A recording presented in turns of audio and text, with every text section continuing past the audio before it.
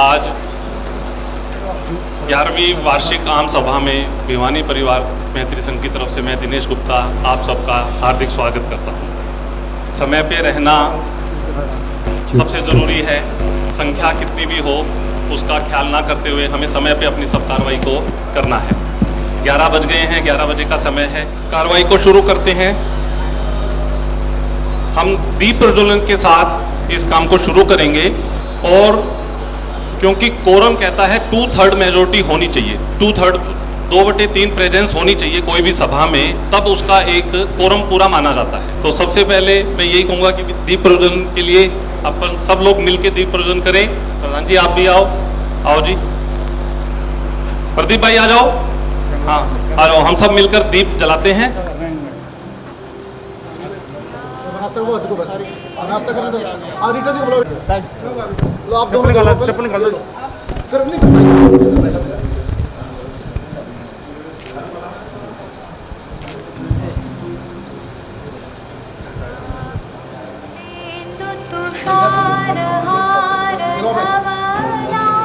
ऐसा भी मास्क हटाओ, फोटो आएगा। मेरे साथ सारे आ जाओ भाई। सबका पैर लो जी लो, तो मेरे साथ आओ। इधर से आ जाओ। इधर दोबारा करेंगे। इधर से घूमूंगा अंदर से। आ जाओ भाई, आ जा। संजय भैया आ जाओ। बहुत दिन में शुभ दिन आया दीप प्रज्वलन का। हाँ चलो लो जी लो, मौका नहीं मिला। लो क्या बात है। अभी दोनों मिलकर और तो ले या कुन्देन्दु तुषारहार धवला या शुभ्रवस्त्रावृता या वीणावरदण्डमण्डितकरा या श्वेतपद्मासना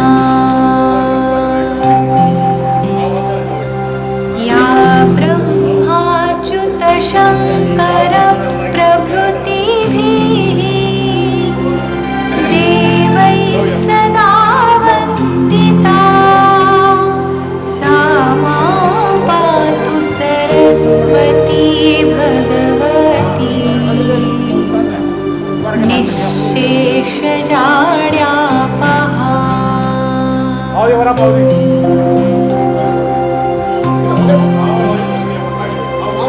शुक्लां ब्रह्म विचारसार परमा। लेकिन एक परंपरा है भिवानी परिवार की, हम गायत्री मंत्र से ही कार्यक्रम को आरंभ करते हैं। आप अपने स्थान पर खड़े हों, 3 बार गायत्री का पाठ होगा और उसके बाद आधा घंटे का ब्रेक होगा। सब मिलके बोलेंगे गायत्री मंत्र का पाठ। ओम भूर्भुवः स्वः तत्सवितुर्वरेण्यं भर्गो देवस्य धीमहि धियो यो नः प्रचोदयात्। ओम भूर्भुवः स्वः तत्सवितुर्वरेण्यं भर्गो देवस्य धीमहि धियो यो नः प्रचोदयात्। ओम भूर्भुवः स्वः तत्सवितुर्वरेण्यं भर्गो देवस्य धीमहि धियो यो नः प्रचोदयात्। ओम शांति शांति। ऑप्शन नंबर 2, निंदा प्रशंसा। निंदा में बड़ा सुख है। किसी एक को पकड़ो, नरेंद्र मोदी को पकड़ो, राहुल गांधी को पकड़ो, राजेश चेतन को पकड़ो, किसी एक को पकड़ो और उसकी अच्छे से धुनाई पिटाई करो। ऑप्शन ये निंदा करो। प्रशंसा करने का मन हो तो कुछ तारीफ करो किसी की। और प्रधान जी क्या कमाल कर दिया आपने, तो हो गजब है यार, ये भी कर सकते हैं। चॉइस आपकी, आधा घंटा आपके पास है। 11:30 ठीक शार्प ये मीटिंग शुरू होगी। कविता सुनने का मन हो तो लिफाफा लेके घर से आते तो कविता सुनाते थे।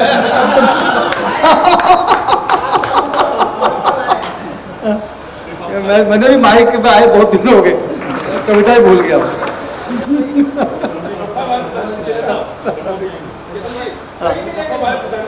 अच्छा बाबा देंगे, कौन देंगे? अच्छा आपको प्रधान जी देंगे। वो प्रधान आया नहीं आज। तो ये आपके पास ऑप्शन है आधा घंटा के लिए। और नवल जी उपस्थित है यहाँ पे, और हम लोग फिर आफ्टर हाफ एन आवर 11:30 से मीटिंग को फिर दोबारा से स्टार्ट करेंगे। आप अपना जो भी आपका मन हो आप कर सकते हैं। दोबारा से हम लोग बैठक अपनी आरंभ करेंगे। आप लोगों से निवेदन है कि अपना स्थान ग्रहण कर लें। अध्यक्ष महोदय, भिवानी परिवार मैत्री संघ के संरक्षक सदस्य और भिवानी गौरव अवार्डी और Agarwal packers and movers, Bharat की सबसे बड़ी पैकिंग एंड मूविंग कंपनी, उसके चेयरमैन और भारतीय सेना के जो फौजी रहे हैं भारतीय सेना में, ऐसे 2 दिन पहले हम लोगों ने एयरफोर्स डे मनाया। रमेश जी ने कश्मीर की घाटियों में अपने जीवन के गोल्डन समय को वहाँ पर भारतीय सेना को दिया है। मैं उनसे प्रार्थना करूंगा कि वो मंच पर हमारे साथ आएंगे तो हमको अच्छा लगेगा। आदरणीय रमेश, आप चाय लेके चाय लिया। सबसे लंबी दूरी तय करके रमेश जी आए हैं। आजकल वहाँ साउथ दिल्ली में रहने लगे हैं, और कोविड के बाद शायद ये मार्च के बाद प्रसंग पहली बार ऐसा आ रहा है कि हम लोग इस तरह से बैठ के बात कर रहे हैं आपस में, नहीं तो जूम के ऊपर ही मिल रहे थे। अभी झूमने का मौका पहली बार आया है जूम के बाद। तो अब 11:30 बज गए हैं मेरे ख्याल से। देखना भैया समय क्या हो गया, 11:30 हो गए हैं। तो मैं दिनेश भाई, हमारे डायनेमिक जनरल सेक्रेटरी, मैं एक बात बताना चाहता हूँ। आज का सारा प्रबंध जो है हमारे भाई नवल किशोर गोयल जी ने किया है। नवल किशोर जी हमारे निवर्तमान प्रधान हैं, और आप सब जानते हैं कि वो जितने मन से पिकनिक करते हैं, मेरी तो पहचान ही दिल्ली में पिकनिक वाले बाबा के रूप में होती है। तो लोग हमें कहते हैं ये राजेश चेतन पिकनिक वाला है, तो मैं कहता हूँ मैं नहीं हूँ पिकनिक वाले, तो हमारे नवल भाई हैं। वो है कि मेरा चेहरा वो आगे कर देते हैं तो मैं दिखता हूँ स्टेज के ऊपर, लेकिन स्टेज के पीछे कोई है तो वो नवल किशोर गोयल जी हैं। नवल किशोर जी, झंडे का जो डंडा है वो नवल किशोर गोयल है, वो झंडा जो लहराता है वो राजेश चेतन है। समझ लो बात को, झंडे में डंडा ज़्यादा महत्वपूर्ण होता है। तो ये नवल जी की, और आज भी जब हमने कहा कि आपने सारा इंतजाम एजीएम का करना है, तो ये पूरा इंतजाम आज नवल जी ने किया है। मैं इसलिए बता रहा हूँ, कुछ भी अच्छा लगे तो दिनेश गुप्ता ने किया है, कुछ गड़बड़ लगे तो नवल जी ने किया है। ये मैं पहले से आपको बता देता हूँ। तो अब क्योंकि आज हमको तो इतनी संख्या की भी उम्मीद नहीं थी, इतने लोग भी आएंगे, तो भी आप काफ़ी धीरे धीरे लोग आ रहे हैं। और भारत की परंपरा है, हमारे यहाँ भोजन तक सब आ जाते। हाँ, तो अपने यहाँ तो पहले गुरुद्वारे में जब शब्द कीर्तन आरंभ होता है तो भक्तजन 2-4 होते हैं, और जब कड़ा प्रसाद का समय होता है तो गुरुद्वारा खचाखच भरा होता है। तो तब तक अब बाकी लोग भी आएंगे, हमको उम्मीद है। तो अभी हम समय के सम्मान करते हुए मैं दिनेश भाई से प्रार्थना करूंगा कि आज की कार्रवाई आगे बढ़ाएं। बहुत बहुत धन्यवाद प्रधान जी। मेरा बड़ा सौभाग्य है कि मैं 2 प्रधानों के साथ बैठा हूँ, और निवर्तमान तो एक शब्द का उच्चारण है, साहित्य के बादशाह है चेतन जी, वरना तो वर्तमान भी यही है। क्योंकि कोई भी कार्यक्रम होता है भिवानी परिवार का, हर एक की राय दोनों से बराबर होती है। मीटिंग होती है, प्रधान जी भी आते हैं, नवल जी से राय होती है, ऐसा कर रहे हैं, वहाँ कर रहे हैं, ये भी अपना इनपुट देते हैं। तो बड़ा सौभाग्य है मुझे कि दोनों का आशीर्वाद और मार्गदर्शन मिलता है बराबर। आज की हमारी 11वीं वार्षिक आम सभा भिवानी परिवार मैत्री संघ की 11 बजे का समय दिया गया था, और गणपूर्ति पूरी ना होने की वजह से आधे घंटे के लिए उसको स्थगित कर दिया गया, जैसा कि संविधान में है। अब इस समय जितने सदस्य मौजूद हैं उनको कोरम पूरा माना जाएगा, और 11:30 बजे मीटिंग अब विधिवत रूप से चलेगी। आपसे निवेदन है कि जो रजिस्टर है अटेंडेंस वाला, उसमें अपने हस्ताक्षर जरूर से कर दें, उसको स्किप ना करें कृपया, क्योंकि वो रजिस्टर बड़ा इंपॉर्टेंट होता है। आपको उसकी महत्व बता सकता हूं कि अभी अपना अमेंडमेंट की फाइल चल रही है गवर्नमेंट ऑफ इंडिया के पास, तो इस एजीएम के रजिस्टर की सारी फोटोकॉपी और मिनट बुक की फोटोकॉपी सब वहां पर अटेस्टेड होके जाती है, तो इसलिए अपना नाम स्किप ना करें, वो बड़ा आवश्यक है। मनीष भाई ने उसको देखा है, साइन तक मिलाए जाते हैं, उसके अंदर जो सिग्नेचर होते हैं कि वो मैच कर रहे हैं कि कहीं ये रजिस्टर फर्जी तो नहीं है। हमारे यहाँ सब बिल्कुल ओरिजिनल है, सब आप अपने ओरिजिनल साइन जरूर करके जाइए। दीप प्रज्वलन का हमने 11 बजे जब मीटिंग को शुरू किया था तो उस समय हमने दीप प्रज्वलन किया था। अगला प्रस्ताव जो है आपके पास कार्यक्रम निर्णय में है, शोक प्रस्ताव हम रखते हैं। पिछली एजीएम से और आज एजीएम तक जो शोक संदेश हमारे भिवानी परिवार मैत्री संघ के सदस्यों परिवारों की में आए, संस्था को प्राप्त हुए, उनको मैं पढ़ के सुनाऊंगा। इसके अतिरिक्त भी कोई शोक संदेश अगर किसी का हो तो उसको आप नॉलेज में लाएंगे तो उसको भी हम यहाँ पढ़ के सुनाएंगे। इसकी सूची को पढ़ने के बाद हम 2 मिनट का दिवंगत आत्मा की शांति के लिए प्रार्थना करेंगे। सब लोग खड़े होकर मैं सूची को पढ़ के सुनाता हूँ।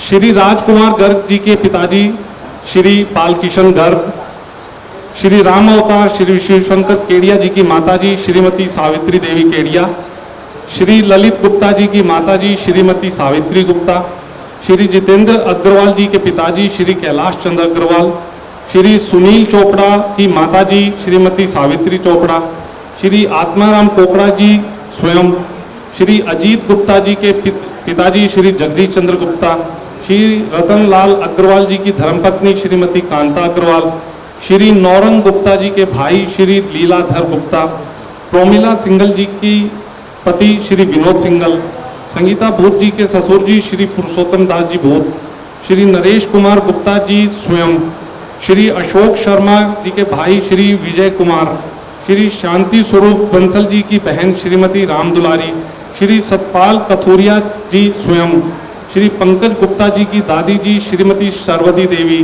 श्री गोपाल गुप्ता जी की माताजी श्रीमती कांता देवी, श्री सुभाष चंद्र शोरेवाला स्वयं, श्री महेंद्र चावला जी के पिताजी श्री खेमचंद चावला, श्री विनीत अग्रवाल जी स्वयं, श्री विजय गुप्ता जी की माताजी श्रीमती उषा किरण गुप्ता, श्री संजय अग्रवाल जी की माताजी श्रीमती मन भावती देवी, श्री पुरुषोत्तम दास जी गर्ग स्वयं, श्री मुकेश गुप्ता जी की माताजी श्रीमती गायत्री देवी।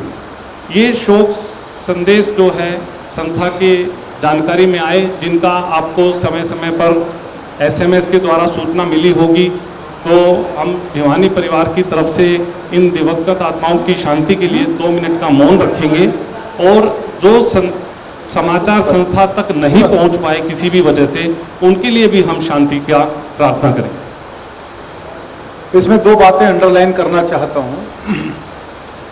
कोविड महामारी में हमारे 2 मेंबर देवलोक हुए कोविड के कारण से। उनमें से एक हैं सुभाष शोरेवाला जी, शेयर मार्केट का बिजनेस था, और दूसरा पुरुषोत्तम जी गर्ग, शालीमार बाग। हालांकि पुरुषोत्तम जी का कोविड नेगेटिव हो गया था, लेकिन जो भी रहा उसके पीछे एक कारण कोविड भी था। और इसमें एक अंडरलाइन में विनीत को करना चाहता हूँ, जो खाटू श्याम बाबा के दर्शन के लिए गए थे, वहाँ बाजार के बीच में उनको अटैक आया और डॉक्टर तक भी नहीं पहुँच पाए, और मात्र उनकी आयु 49 साल थी, 49 ईयर। तो ये सारा जो दिनेश भाई ने आपको सारा ये सुनाया है, दुख के समाचार, हो सकता है इसमें कोई समाचार छूट गया हो जो नहीं आया हो। अगर किसी के संज्ञान में हो तो बताइए, खड़े होकर उसको हम अपडेट कर देते हैं कि ये छोड़ दिया। कौन है? हरीश अरोड़ा, लिखो हरीश अरोड़ा, ठीक है। कितना दिन लिखिए हरीश अरोड़ा जी। और कौन? रीटा जी के भाई हरीश अरोड़ा जी। ओके, और कोई सूचना, कोई नाम छूट गया हो? नहीं। इसमें एक और अंडरलाइन करना चाहता हूं, आत्माराम कोकड़ा जी। यहाँ पर भाई हमारे NR जैन साहब बैठे हैं, इनके नेतृत्व में अंगदान देहदान का बहुत बड़ा काम करते हैं ये। जैसे ही कोई SMS आता है दुख के समाचार का, इनकी कमेटी, इनकी टीम एक्टिवेट हो जाती है उसी समय और उस परिवार को संपर्क करती है और ये प्रार्थना करती है कि आप आई डोनेशन करें, आप बॉडी डोनेशन करें। और आपको सुन के ये समाचार जहां हमको दुख है वहां इस बात की प्रसन्नता भी है कि हमारे एक सदस्य आत्माराम कोकड़ा जी ने मिलिट्री हॉस्पिटल को, रमेश जी को ये बात अच्छी लगेगी, भारतीय सेना के हॉस्पिटल को अपना पूरी बॉडी, ऑल बॉडी डोनेशन किया। और भिवानी परिवार का वहाँ पर पूरी टीम हमारी उपस्थित थी और भिवानी परिवार के माध्यम से ही ये बॉडी डोनेशन का कार्यक्रम हुआ। तो ये बहुत सारे इन्होंने, बाबा बता सकते हैं कि इनमें से कितने लोगों की आंखें दान हुई है? 5 लोगों ने आंखें भी दान की है और एक हमारे यहाँ से देह दान हुआ है। आज भी फार्म उपलब्ध है, आपका मन हो कि इस मीटिंग के बाद आप भी अपना बॉडी डोनेशन करना चाहें या आई डोनेशन करना चाहें तो आप भिवानी परिवार मैत्री संघ का जो हमारी समिति के फार्म है वो अवेलेबल है, एक फार्म आया भी है। ओवर टू दिनेश गुप्ता जी। हम सब अपने स्थान पर खड़े होकर इन सब दिवंगत आत्माओं की शांति के लिए मौन।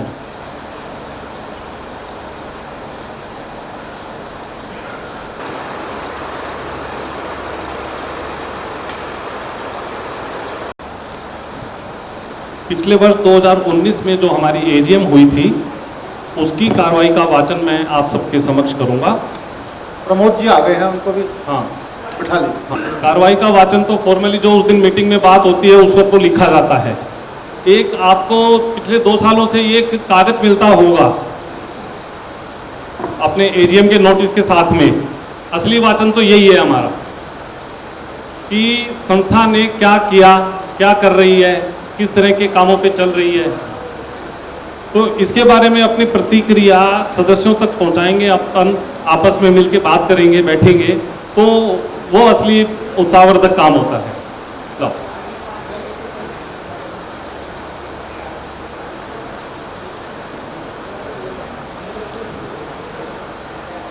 जी, 10वीं वार्षिक आम सभा 15 सितंबर 2019 को इसी स्थान पर हुई थी, सुबह 11:30 बजे।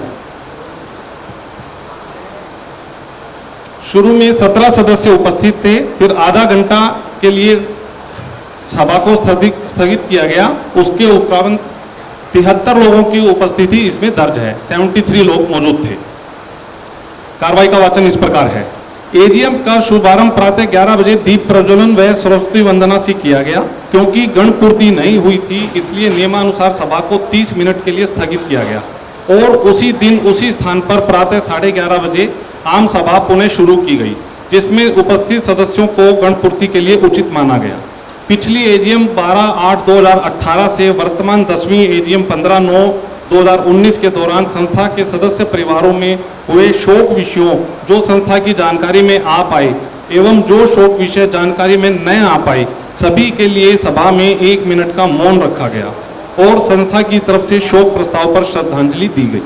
महामंत्री दिनेश गुप्ता द्वारा पिछली 9वीं एजीएम 12/8/2018 की कार्रवाई का वाचन उपस्थित सदस्यों के समक्ष किया गया, जिसे सभी सदस्यों ने ध्वनि मत से स्वीकार किया।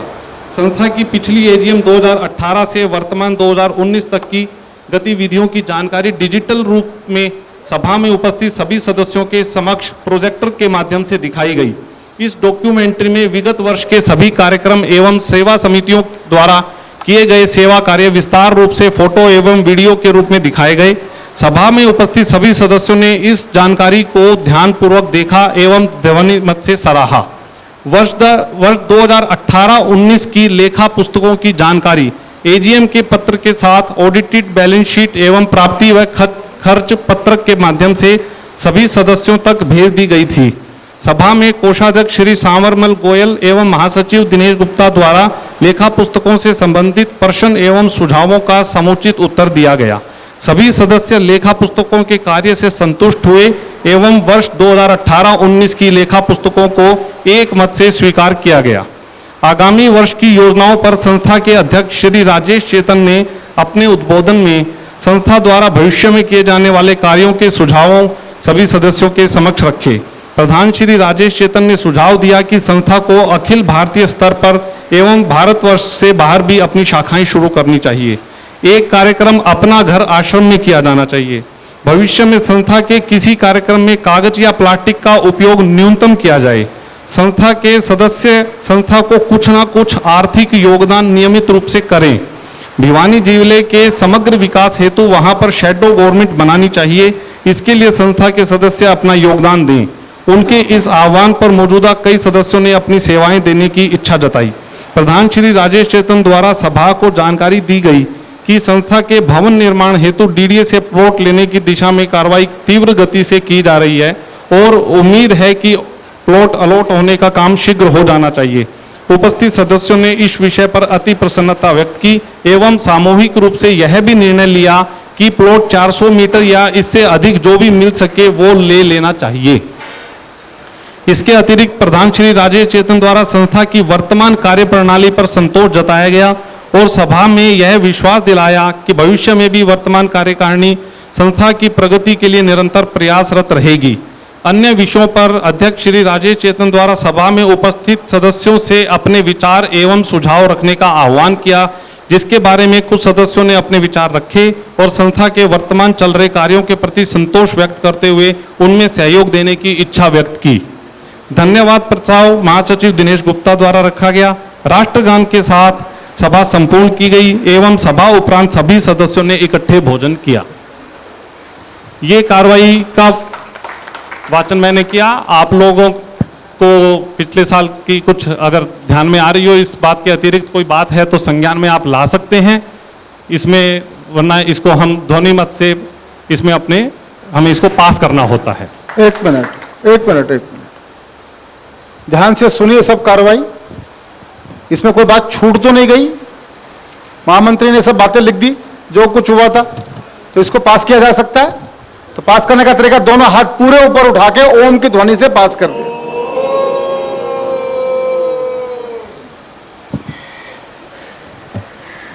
बहुत बहुत धन्यवाद। अब अगला विषय हमारे पास है महामंत्री द्वारा संस्था के वर्तमान वर्ष की कार्रवाई का वाचन। वर्तमान वर्ष की कार्रवाई हमने डिजिटल रूप से तैयार की है, जिसको हम अभी आपको पीछे स्क्रीन पर दिखाएंगे। आप उसको ध्यानपूर्वक देखिएगा और इसके बारे में फिर आगे चर्चा करेंगे। हम भी सब लोग सामने आ रहे हैं। हाँ, आपके इधर बैठते हैं और आप देखिए, डिजिटली है, 10 मिनट का वीडियो है ये।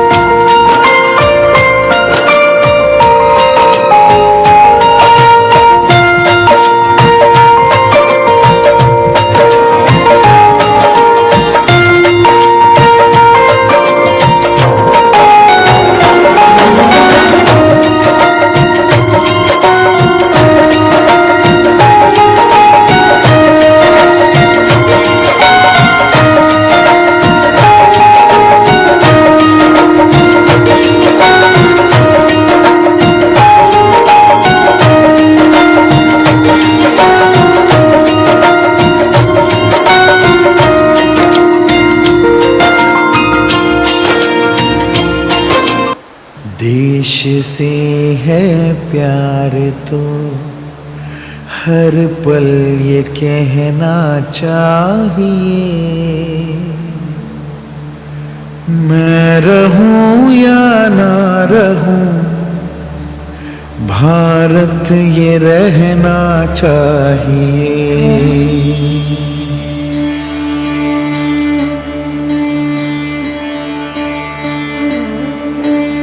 देश से है प्यार तो हर पल ये कहना चाहिए, मैं रहूं या ना रहूं भारत ये रहना चाहिए। सिलसिला ये बात मेरे यूं ही चलना चाहिए, मैं रहूं या ना रहूं भारत ये रहना चाहिए।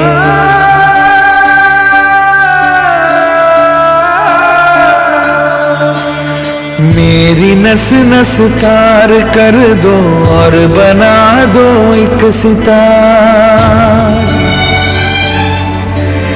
राग भारत मुझ पे छेड़ो झंझनाओ बार बार। देश से ये प्रेम आँखों से झलकना चाहिए, मैं रहूं या ना रहूं भारत ये रहना चाहिए।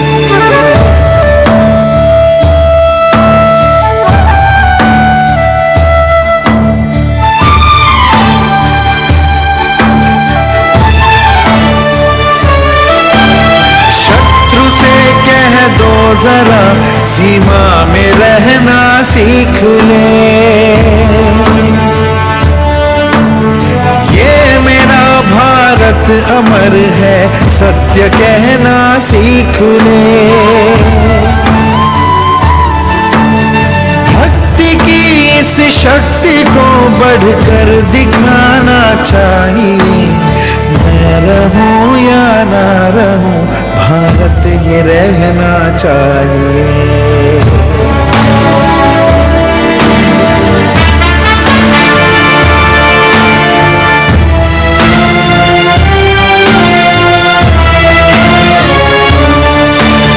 है मुझे सौगंध भारत है मुझे, भूलूं ना एक क्षण तुझे।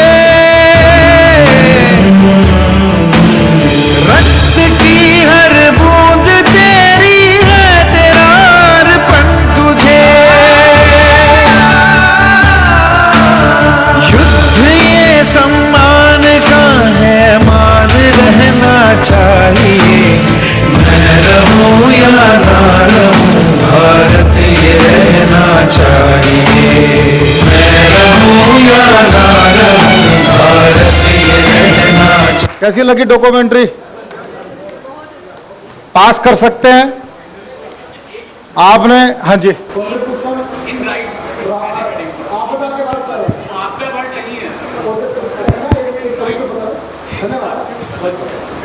थोड़ा सा सुधार होना चाहिए। कंट्रीब्यूशन इन राइट्स हेडिंग पड़ा, आपदा के बाद वो आपदा वर्ड नहीं है सर। कोई तो अच्छा एक कवि तो पता लग।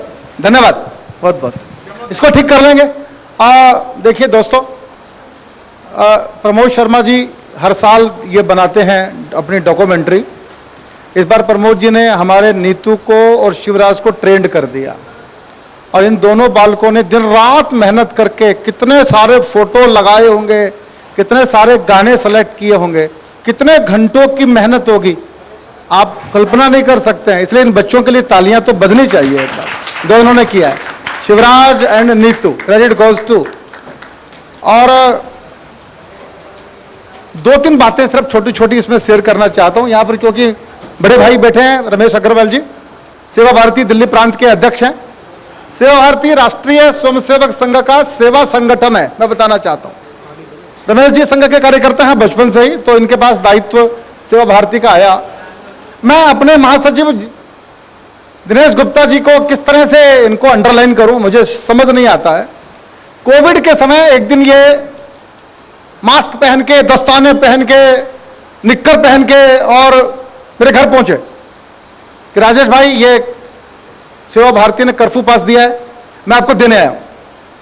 मैंने कहा इस हालत में, उस समय जब लॉकडाउन शुरू हुआ था, मैं तब की बात कर रहा हूं, और हमारे पास ई बैंकिंग नहीं थी, हमने चेक से पेमेंट किया। आसान नहीं था ये सब करना उस समय में, घर से निकलना ही अपराध था। उस समय में सेवा भारती से मिलकर आप सबके सहयोग से पैसा और सामग्री दोनों को मिला के, पैसा और सामग्री दोनों को मिला के लगभग 25 लाख रुपए का सहयोग भिवानी परिवार मैत्री संघ से गया।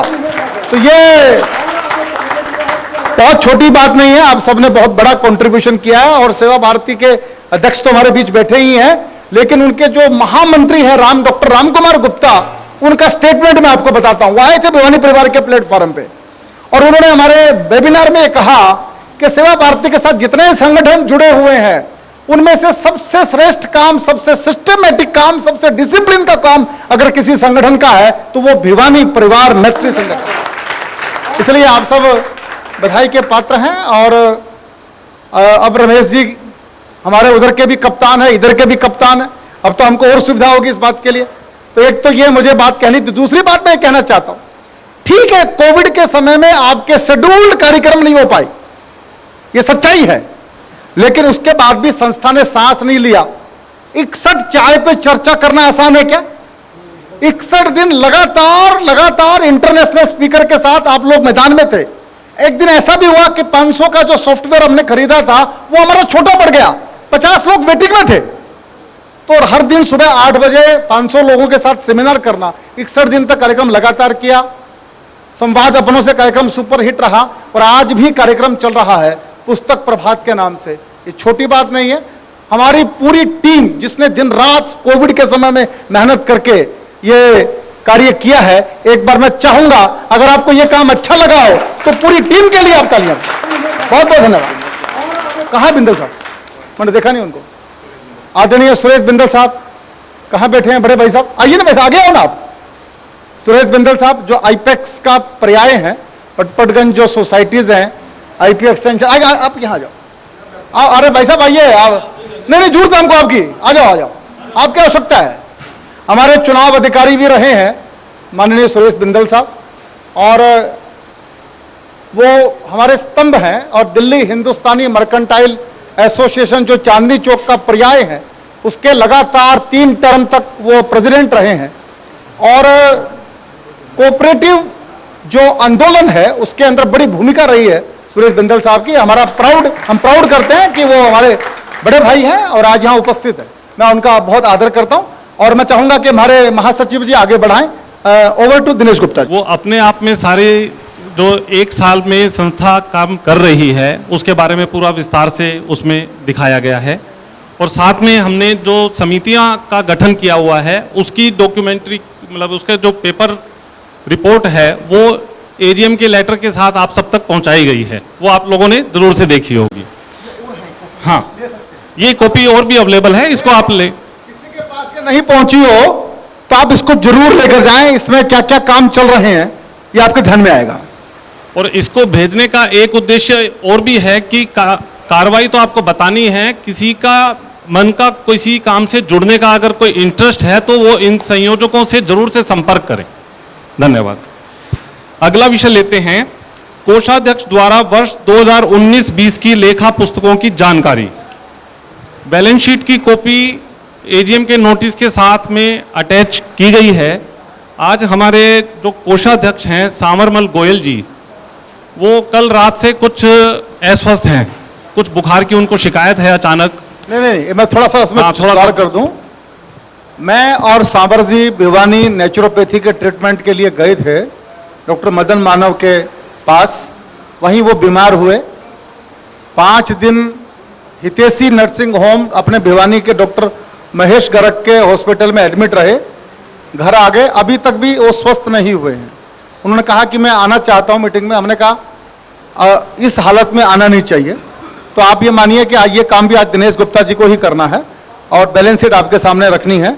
आपके पास बैलेंस शीट की कॉपी हम भेज चुके हैं। एक बारी मुख्य बातें आप सुन लीजिए दिनेश गुप्ता जी से। पहले तो मैं ये चाहूंगा कि बैलेंस शीट की कॉपी आपके सामने है, उसमें कोई बात आपने पूछनी है तो वो आप अपनी तरफ से पूछिए। एनी क्वेश्चन, कोई भी सवाल हो आपका? माइक माइक दे दीजिए उनको, भाई साहब को। मनीष भाई।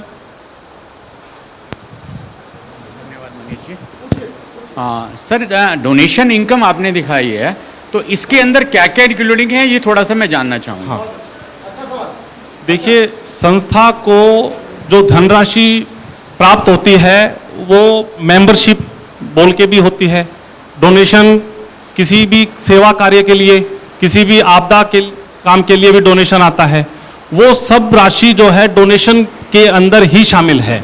इसमें आप सदस्यता के लिए जो धनराशि देते हैं वो भी है, डोनेशन किसी काम के लिए, सेवा के लिए, या मंथली डोनेशन जो लोग दे रहे हैं वो पूरी राशि इसी के अंदर शामिल है। हाँ, मेंबरशिप की राशि भी इसी में शामिल है। अगर उसको हम मेंबरशिप लिख के अलग से देंगे बैलेंस शीट में तो हमें जीएसटी रजिस्ट्रेशन लेना पड़ेगा, वो आप लोग समझ सकते हैं। एक सेकंड के लिए थोड़ा सा स्पष्ट कर दूं, ये सवाल बार बार आता है। पहले हम मेंबरशिप की राशि को रिजर्व में डालते थे, बात समझिए, हमारा जो रिजर्व है वो बढ़ता जा रहा था, समझ रहे हैं? प्लॉट की फाइल लगातार डिले डीडीए की तरफ से चल रही है। आज हम वह मेंबरशिप की रसीद काटते हैं तो 18% का जीएसटी हमको मेंबर से और लेना पड़ेगा। इस नाते से अब हमने क्या किया है कि हम मेंबरशिप को 18% और ना मांग कर हम उसको डोनेशन में दिखाते हैं। क्लियर? ओके। एक बार बैलेंस शीट के हाईलाइट सुन लीजिए। पहली बार आपकी बैलेंस शीट प्रॉफिट में आई है। हालांकि संस्थाओं की बैलेंस शीट महात्मा गांधी कहा करते घाटे की होनी चाहिए, पर भिवानी वाले ने प्रॉफिट पे ले आए तो मैं क्या कर सकता हूं इसके अंदर से। आप सुन लीजिए एक बार ये हालत क्या है तो आपको प्राउड होगा। इस बार की जो बैलेंस शीट बनी है उसकी कुछ मुख्य विशेषताएं जो हमने छाटी हैं वो आप लोगों की जानकारी में रख रहा हूं। इस साल हाईएस्ट एवर पैटर्न मेंबर का कलेक्शन रहा 13,51,000। लाइफ मेंबर का कलेक्शन इस बार 12,37,000 रुपए रहा, जो कि सेकंड हाईएस्ट है। सबसे ऊपर 2017-18 में हुआ था 17,43,000। डोनेशन अभी तक के जब से संस्था बनी है इस बार सबसे अधिक डोनेशन आया। इस साल 21,90,000 रुपए का डोनेशन, जो कि पिछले 4 सालों के जोड़ के बराबर है करीब करीब। इसमें कोविड वाला नहीं है शामिल, ध्यान रखिएगा। इसमें कोविड वाला शामिल नहीं है, कोविड वाला हमको बाद में मिला है, 31 मार्च के बाद आया है वो। Second highest ever interest collection, जो ब्याज का कलेक्शन हुआ वो सेकंड हाईएस्ट रहा 10,75,000। जबकि ब्याज दरों की बारे में आपको सब जानकारी है कि बैंकों की ब्याज दरें किस रूप से कम ज्यादा हो रही हैं। फर्स्ट जो इंटरेस्ट कलेक्शन हुआ था 11,28,000, मात्र 50,000 रुपए ज्यादा था। इस बार 10,75,000 रुपए का ब्याज मिला है संस्था को। हाईएस्ट टोटल रिसीप्ट, कुल रिसीप्ट जो है डोनेशन की, इंटरेस्ट की मिलाकर सबसे ज्यादा इस बार रही है, मतलब जब से संस्था बनी है 63,33,000। टोटल एक्सपेंस भी हाईएस्ट रहा है पिछले 5 सालों में 32,53,000 रुपए का।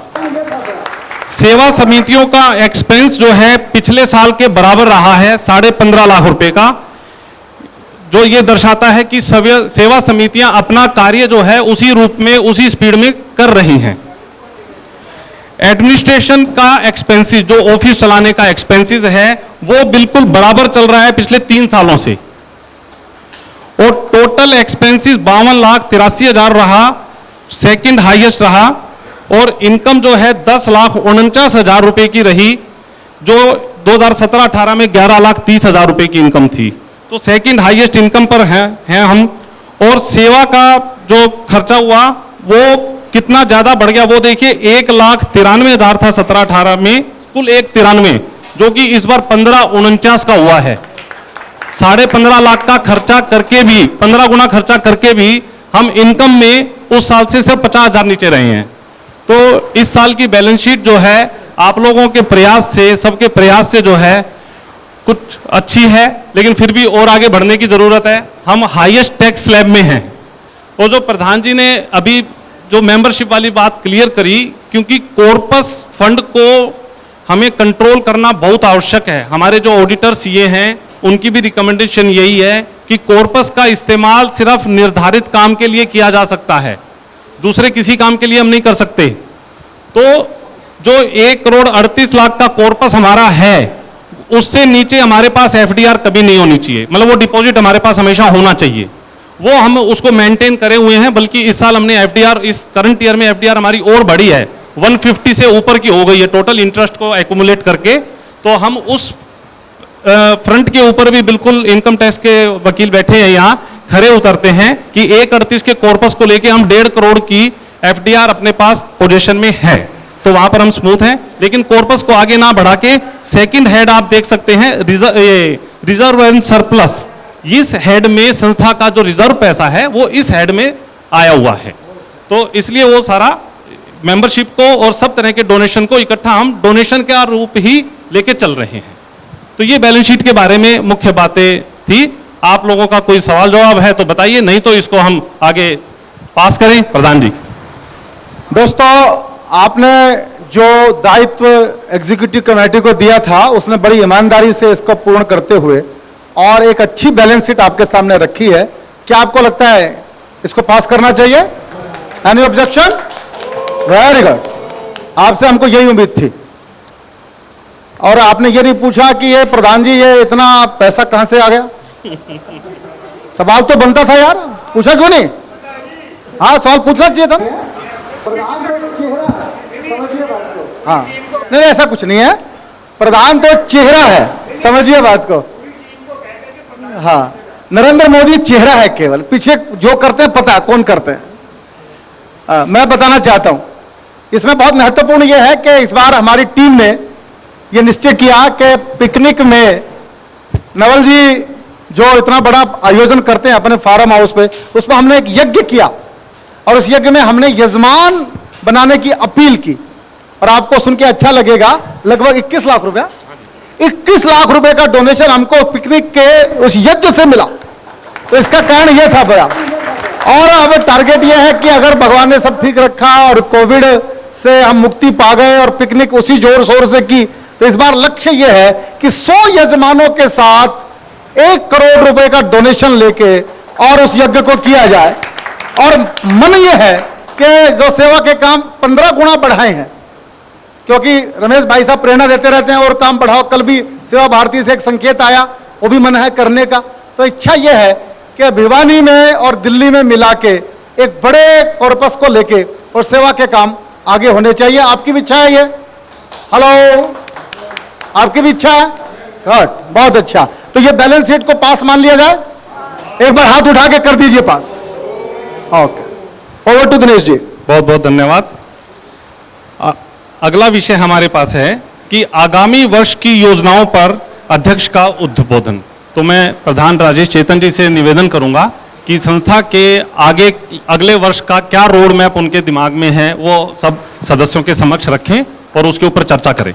चेतन जी। कोविड के बाद ये माइक से रिश्ता टूट गया था। कोविड में बहुत दिनों बाद माइक हाथ में है। मंच पर विराजमान श्री रमेश अग्रवाल जी,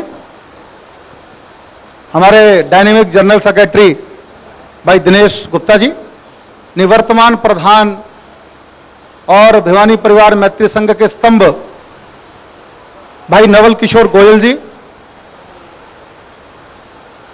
श्री सुरेश बिंदल साहब, दिल्ली हिंदुस्तानी मर्केंटाइल एसोसिएशन के पूर्व प्रधान, आईपेक्स के प्रधान, रामलीला जो दिल्ली की सर्वश्रेष्ठ रामलीला होती है उसके प्रधान, और संस्कार भारती जो आरएसएस का सांस्कृतिक संगठन है उसके ऑल इंडिया के वाइस प्रेसिडेंट, और हमारे भिवानी परिवार मैत्री संघ के चुनाव अधिकारी भी रहे ऐसे श्री सुरेश बिंदल जी, पवन मोड़ा जी, और इधर मेरे सब साथी बैठे हैं, हंसराज रल्हन जी, गोविंद राम बंसल जी, एनआर जैन साहब और मनीष गोयल जी। आप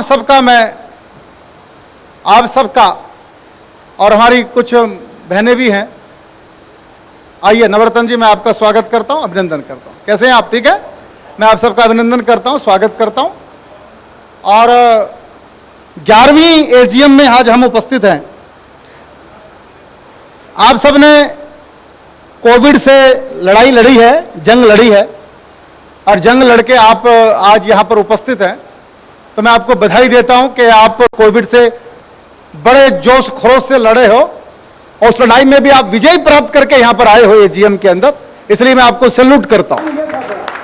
हमें जब जब मैसेज किया हमको प्लाज्मा चाहिए, हमको वो कार्यकर्ता चाहिए वहां पर कोई उपस्थित, डॉक्टर की जरूरत है, अभी भी मेरे पास मैसेज है, तो मैं ये बात दावे से कह सकता हूं कोविड से युद्ध में सबसे आगे कोई संगठन दिखाई पड़ा तो वो था आपका अपना भिवानी परिवार मैत्री संघ, सबसे आगे थे हम।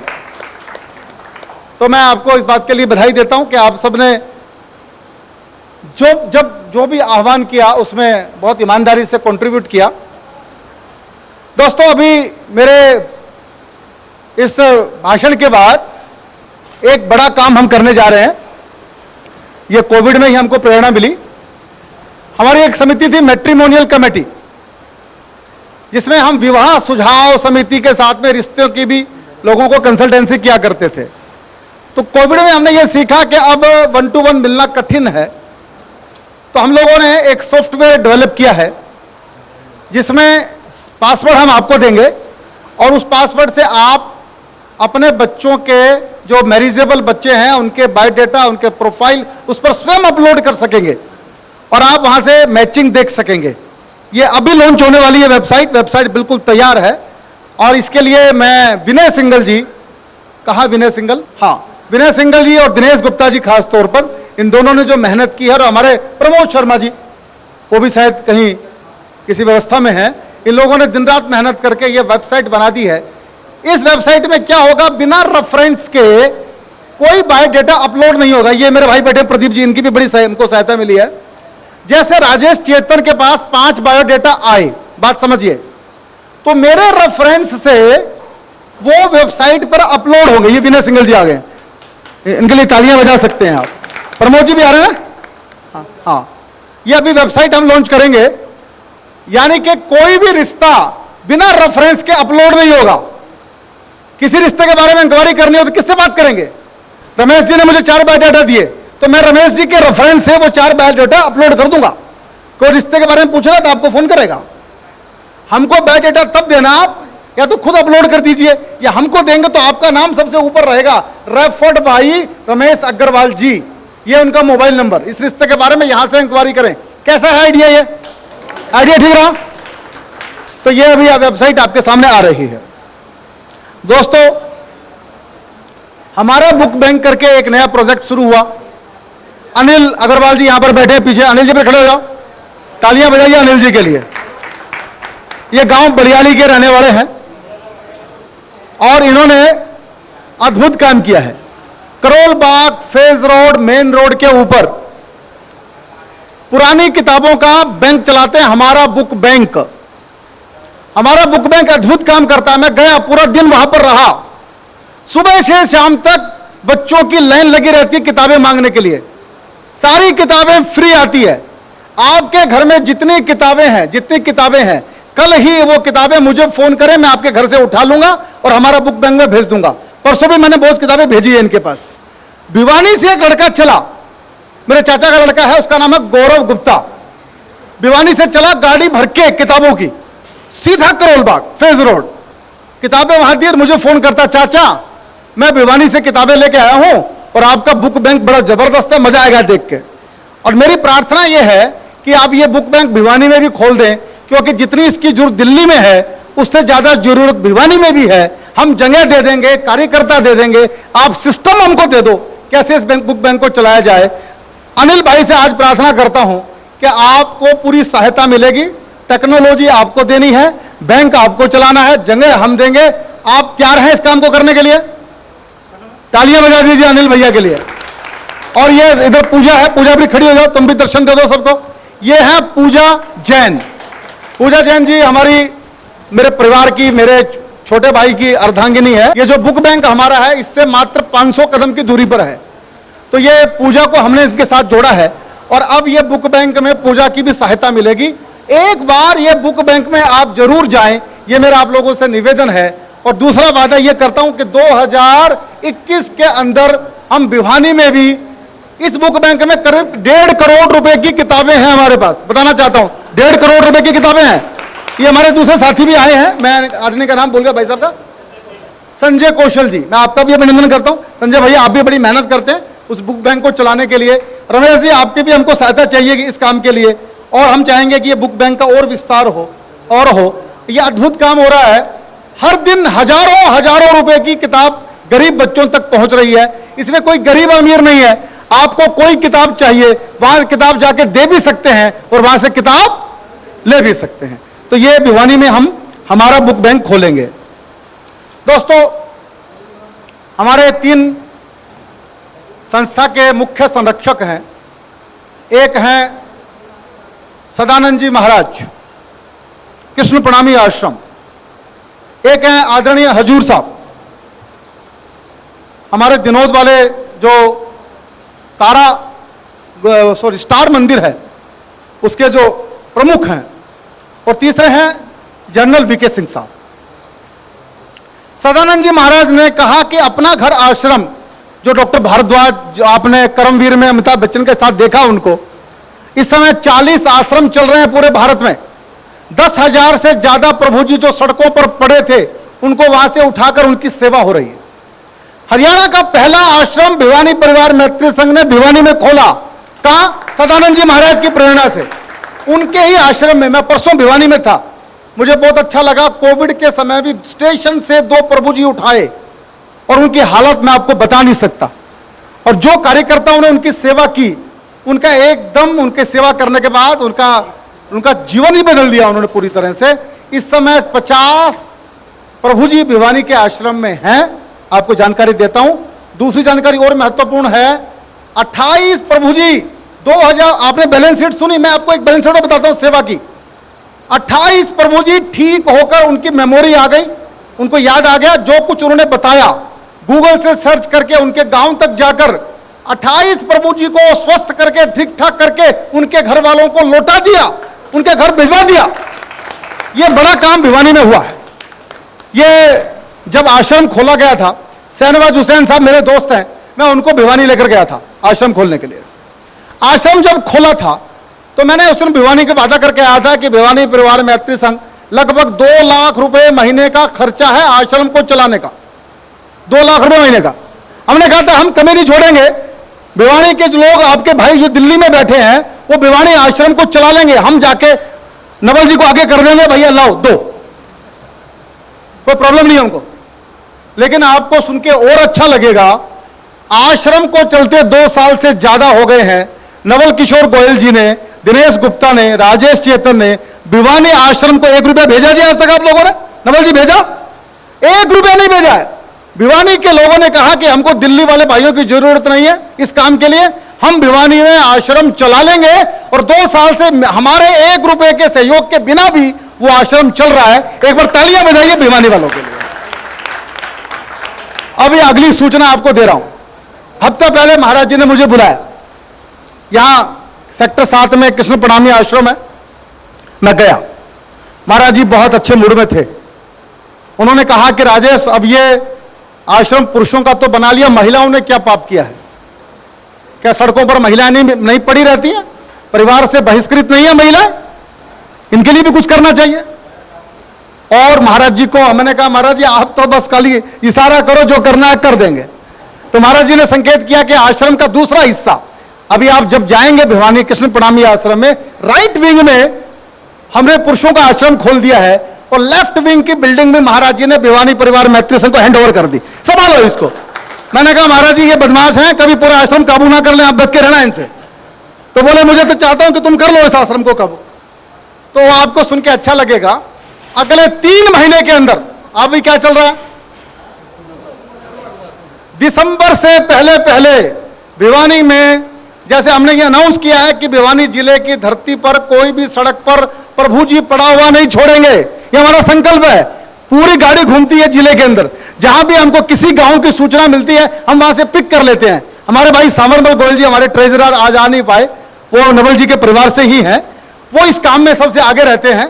अब ये फैसला आपको बता रहा हूं कि भिवानी परिवार की ओर से जिले के अंदर कोई महिला भी अगर सड़कों पर पड़ी है, परिवार ने बहिष्कृत कर दिया, मानसिक रूप से ठीक नहीं है, स्वस्थ नहीं है, तो उसके लिए आश्रम होगा।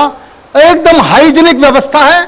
आप जाकर देखिए, आप कहोगे ऐसी व्यवस्था घर में भी नहीं होती है। इतनी अच्छी व्यवस्था से इनको रखा जाता है। और अगले 3 महीने में, आज ये आप भिवानी वालों के लिए फिर ताली बजाए, महिला आश्रम भी भिवानी में खुलने जा रहा है। दोस्तों, मैं बहुत लंबी बात नहीं करूंगा। एक कार्यक्रम हम नया आरंभ कर रहे हैं जो कि नवंबर से शुरू हो जाएगा, जिसका नाम रहेगा परोपकार। क्या नाम रहेगा? परोपकार। इस परोपकार में क्या होगा, भिवानी की जो धार्मिक सामाजिक संस्थाएं हैं, उस एक संस्था को हर महीने आपसे परिचित करवाया जाएगा। सारे अच्छे काम करने का ठेका आपके पास ही थोड़ी है, अच्छे काम दूसरे लोग भी तो कर रहे हैं, हमको पता ही नहीं है भिवानी में क्या क्या हो रहा है। भिवानी में मंदबुद्धि बच्चों का आस्था स्कूल आपको पता है? भिवानी में मंदबुद्धि बच्चों का प्रयास स्कूल आपको पता है? अच्छा, आपको पता था कि हमारा बुक बैंक चलता है? तो भिवानी के अंदर परोपकार का परोपकार जो भी संस्था करती है, उसका परिचय भिवानी परिवार मैत्री संघ के सदस्यों से होना चाहिए। होना चाहिए कि नहीं होना चाहिए, पहले बताओ। हाँ, होना चाहिए। तो यह कार्यक्रम नवंबर से शुरू होगा। जैसे भी चल रहा है T on wheel, T on wheel में हम घुमा के लाते हैं। टूरिज्म कमेटी मनीष जी बैठे हैं, हर सप्ताह हम एक तीर्थ स्थान पे या विदेश में कहीं आपको घुमा के लाते हैं डिजिटली। ऐसे ही हम भिवानी के एक संस्था से आपको जोड़ेंगे। हम उस संस्था पर डॉक्यूमेंट्री बनाएंगे पूरी की पूरी, कौन कौन से सेवा के काम कर रही है, कब ये संस्था बनी, कब से ये सेवा के काम कर रही है, कौन कौन पदाधिकारी हैं, कितने सेवा के काम चल रहे हैं। ये परोपकार के नाम से ये कार्यक्रम शुरू होगा। महीने में एक कार्यक्रम होगा और जिसमें अपील की जाएगी कि भिवानी परिवार मैत्री संघ के दिल्ली में रहने वाले सदस्य इस संस्था को किस प्रकार से सपोर्ट कर सकते हैं, कैसे सपोर्ट कर सकते हैं, ये हम उसमें जानकारी देंगे। कैसा रहा ये आइडिया? ये काम करना चाहिए, अपने को करना चाहिए। तो ये परोपकार के नाम से डिजिटली कार्यक्रम मैं अनाउंस करता हूं, अगले महीने से ये हम आरंभ करते हैं। आप तालियां बजा के इसको भी पास कर दीजिए। दोस्तों, एक नुकसान जो कोविड में हमको सहन करना पड़ा, हमने पिछली बार आपसे वादा किया था कि हम भिवानी परिवार मैत्री संघ की शाखाएं भारत के हर जहां भिवानी के लोग रहते हैं वहां खोलेंगे, और उसमें हमने बड़ा प्रयास किया ईमानदारी से। उसका एक परिणाम तो निकला कि हमने दिल्ली एनसीआर में, जिसके लिए हमको कॉन्स्टिट्यूशन अमेंडमेंट करने की जरूरत नहीं थी, हमने एक ब्रांच खोली, फरीदाबाद ब्रांच। उसके 2 कार्यकर्ता आज यहां उपस्थित हैं, सचिन मेहता शालीन, ये फरीदाबाद ब्रांच को चलाने वाले वो बता, प्रमोद शर्मा जी इधर बैठे हैं, प्रमोद जी। इन्होंने फरीदाबाद में अजय गुप्ता जी, जो बीडी गुप्ता जी के सुपुत्र हैं, दर्शना जी, इन सब ने मिलकर लगभग 150-200 लोगों का टोला बना दिया है फरीदाबाद में। अगर कोविड नहीं होता तो हम फरीदाबाद में बहुत बड़ा कार्यक्रम कर चुके होते, लेकिन हमारी फरीदाबाद चैप्टर, फरीदाबाद इकाई आरंभ हो चुकी है। और आपको मैं बताना चाहता हूं, हमारी फाइल दिल्ली सरकार ने खो दी, उन्होंने ऑफिस शिफ्ट किया। अब जो बात आपको बताने जा रहा हूं, आपको सुन के अच्छा लगेगा। हमारे दिनेश गुप्ता जी, हमारी टीम के लोग कैसे काम करते हैं। एसडीएम के ऑफिस में 16-17 कार्यकर्ता गए। हंसराज जी, कितने कार्यकर्ता गए थे उस दिन? 17-18 कार्यकर्ता एसडीएम ऑफिस में। आसान है क्या? और 30,000 फाइलें, सोचिए आप, 30,000 फाइलों में हमको आपके परिवार की फाइल खोजनी है, क्योंकि आपने हमको जिम्मेवारी दे रखी ना, ये फाइल गई खो। और 18 कार्यकर्ता वानर सेना की तरह, जैसे लंका में हनुमान जी गए थे सीता को खोजने के लिए, हम फाइल खोजने के लिए गए और 30,000 फाइलें खोज के छोड़ी। सुनने वाली बात यह है, और 30,000 फाइलों को खोजकर भिवानी परिवार मैत्री संघ की फाइल ले आए निकाल के। बड़ी बात यह है, सरकार ने भी हाथ उठा दिया था कि ये फाइल मिलने वाली नहीं है, पर ये भिवानी परिवार के लोग हैं, ये मानने वाले का है, फाइल मिल गई है। अमेंडमेंट की सारी कार्रवाई पूरी हो चुकी है, सरकार का हस्ताक्षर बाकी है, हमारी ओर से कोई कमी नहीं है। जिस दिन ये अमेंडमेंट हो गया, फिर एक अमेंडमेंट और आएगा, और वो अमेंडमेंट में फिर स्पेशल जनरल मीटिंग फिर कॉल की जाएगी। उस दिन आप उस प्रस्ताव को पास कर देना, और 2021 के एंड तक, आज बताना चाहता हूं, भारत के अन्य शहरों में भिवानी परिवार मैत्री संघ की शाखाएं हम खोलनी शुरू कर देंगे। ये मैं आपको आज वादा करके जा रहा हूं। एक गुड न्यूज आपको और दे दूं, हमारी लगभग 5 साल से डीडीए में फाइल है प्लॉट के लिए। प्लॉट हमको मिल गया था 3 साल पहले ही, 400 मीटर का। उस समय हमारे प्रधान जी नवल किशोर गोयल जी को ना तो वो 400 मीटर समझ में आया, ना वो प्लाट की लोकेशन समझ में आई। यही हुआ ना प्रधान जी, वो फाइल को फेंक के आगे डीडीए में, मुझे नहीं चाहिए। अबे इनको तो हर काम एक्सीलेंट चाहिए। पिकनिक में 5000 लोग ना आए तो उनको शांति नहीं, और उसमें अगर 100 खोमचे नहीं लगे तो उनको शांति नहीं। तो ये 400 मीटर में शांति कैसे करते? उन्होंने फाइल भी फेंका है वहां पे, और वहां मैं गया, मैं बोला प्रधान जी एक बार लोकेशन तो दिखाएं जो प्लाट मिला है हमको। सेक्टर 28 में आइए सर, स्वागत, बैठिए बैठिए। हमको सेक्टर 28 में 400 मीटर का प्लाट अलॉट हो गया, पैसे जमा कीजिए। पर हमारे ताली बजाने की बात नहीं है यार, पहले बात पूरी सुनो। तो पैसा जमा कराने का ऑर्डर हो गया, लेकिन हमारे प्रधान जी ने उसको एक्सेप्ट नहीं किया, पर उन्होंने अच्छा किया। अब आपको नई जानकारी देता हूं। डीडीए ने हमारे को कहा कि आप नया प्रपोजल डालिए, and salute to Dinesh Gupta ji and Pankaj Gupta ji and Arvind Karak ji. इन लोगों ने दिन रात मेहनत करके 10 साल का रिकॉर्ड, कलर्ड फोटोस्टेट कॉपी सारा बना के जबरदस्त, और इन्होंने कम से कम 2000 पेजेस की फाइल बनाई, 2000 पेजेस की। और ये फाइल जब डीडीए में सबमिट की तो डीडीए के अधिकारी बोले हमारे डीडीए के अंदर इस तरह की फाइल, दुल्हन की तरह सजी हुई फाइल आज तक नहीं आई है। तो ये क्रेडिट गोज टू टीम। मतलब कुछ भी देखना नहीं है, 10 साल का पूरा रिकॉर्ड आप चलते जाओ। जैसे आपने आज वो देखी डॉक्यूमेंट्री, इसी तरह की फाइल सजा के बैलेंस शीट के साथ हमने डीडीए को भेजी है। और मेरे दोस्त जो शहनवाज हुसैन साहब, उन्होंने फोन किया तो डीडीए ने कहा कि ये प्लॉट आपको मिलेगा। और आपको नई जानकारी देता हूं, अब हम लोग 1000 मीटर के प्लॉट के लिए एलिजिबल हैं, 1000 मीटर प्लॉट के लिए एलिजिबल हैं। और भगवान ने चाहा तो इसी नवरात्र में, 17 तारीख को नवरात्र शुरू हो रहे हैं, आप भगवान से माला करो, जब सवेरे पूजा करो तो इस बार ये भी एप्लीकेशन लगाना कल सवेरे कि भगवान मेरे परिवार को जो डीडीए से प्लॉट मिलने वाला है वो जल्दी देना। करोगे? प्रार्थना करोगे? अरे कुछ तो आप भी करो यार। हाँ, तो ये प्लॉट आपको बहुत जल्दी मिल जाएगा। और ये गुड न्यूज आपको मिल जाएगी कि हमको 1000 मीटर का प्लॉट मिल गया है। और आपको जानकारी दे दूं, ये प्लॉट हमको इस बार हमारी कैटेगरी चेंज हो गई है। पहला प्लॉट हमको मंदिर की कैटेगरी में मिल रहा था, 1000 मीटर का प्लॉट जो हमको मिल रहा है वो मिल रहा है नाइट शेल्टर होम इस कैटेगरी में, और अपना घर आश्रम उसमें हम साथ साथ चलाएंगे। ये हमारी योजना है। मुझे लगता है रमेश जी आप भी मेरी बात को अंडरलाइन करेंगे, सेवा का इससे बढ़िया काम तो कोई नहीं होगा। बहुत सुंदर। तो अपना घर आश्रम उसमें साथ साथ चलाएंगे और भिवानी परिवार के काम भी चलेंगे। कैसा रहेगा आइडिया? बोलो भाई, अरे कुछ बोला करो यारो। ओके, आखिरी बात, हमारा एक न्यूज लेटर चलता था, हम पूरे महीने के समाचार आपको दिया करते थे, वो किसी वजह से बंद हो गया है। अभी नवंबर से विचार किया गया है कि दोबारा से न्यूज लेटर नवंबर से उसको फिर से स्टार्ट किया जाए, और आपको सारे महीने के समाचार जो भी भिवानी परिवार में घटनाएं, मंगल समाचार, दुख के समाचार, सुख के समाचार, वो आप तक पहुंच जाएं।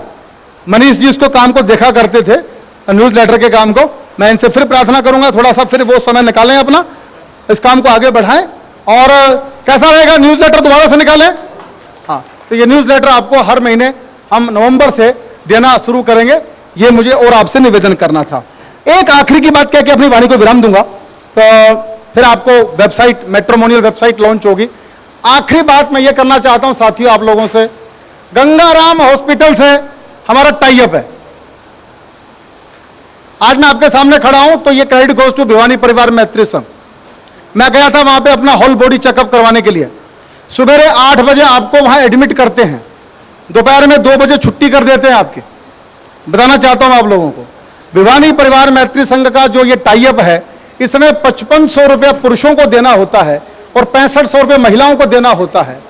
4 हमारी बहनों को कैंसर स्टेज 1 ये डिटेक्ट हुआ। अगर ये मेडिकल चेकअप नहीं होता तो ये कैंसर स्टेज 2, स्टेज 3 और स्टेज 4 तक जाता। तो ये कितना महत्वपूर्ण है, बात समझिए। आज मैं बात विनीत अग्रवाल की कर रहा हूं, ये संजय यहां पर बैठे हैं। विनीत को मैंने कई बार कहा कि विनीत अपना मेडिकल चेकअप करवा के आया, विनीत मेरी बात को माना नहीं, और हुआ क्या, एकदम हार्ट के अंदर कोलैप्स कर गया। मैं आप सबसे हाथ जोड़ के एक ही बात मांगना चाहता हूं, आज आपका प्रधान हूं, आपका छोटा भाई या बड़ा भाई जो भी हूं, साल में एक बार गंगाराम हॉस्पिटल में मेडिकल चेकअप करने का संकल्प ले लो। जिंदा रहना है तो ले सकते हैं क्या? हाथ उठा के बोलो, अरे बोलो यारो, ले सकते हो क्या? मैं चाहता हूं कि आप सब 100 साल जिंदा रहो, ये मेरी इच्छा है।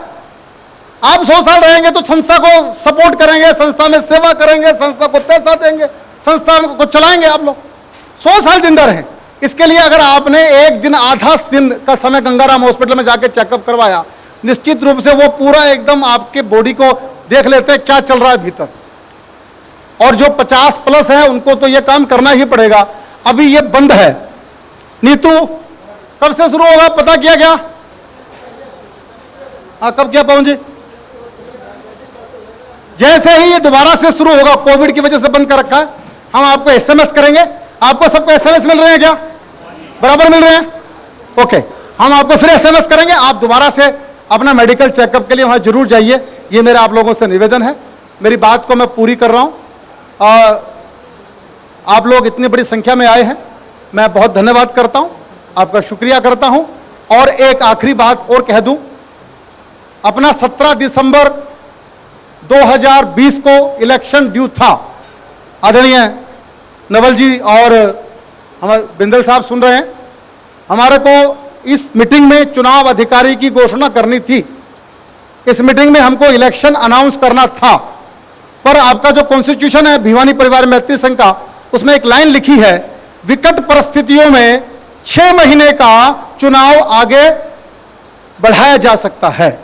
तो हमारी पिछली एग्जीक्यूटिव कमेटी ने निर्णय किया कि इस संकट काल में, जब कोविड चल रहा हो, दुनिया में महामारी चल रही हो, ये 6 महीने को आगे बढ़ाने में कोई बुराई नहीं है।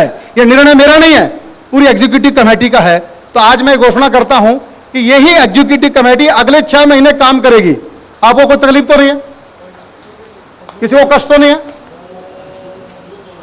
अब ये सुन लीजिए, 17 जून इस नहीं, ये कमेटी जो चल रही है आपका, इसका कार्यकाल 17 जून 2021 तक के लिए इस मीटिंग में मैं आपके बीच अनाउंस करता हूं कि ये कमेटी 17 जून 2021 तक काम करेगी।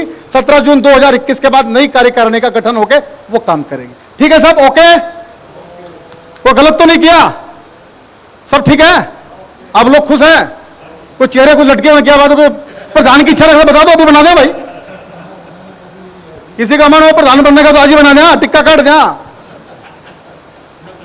बोलो बोलो, किसी का मन है तो बिना इलेक्शन के। आप कुछ बोल रहे हैं, बोलो महाराज।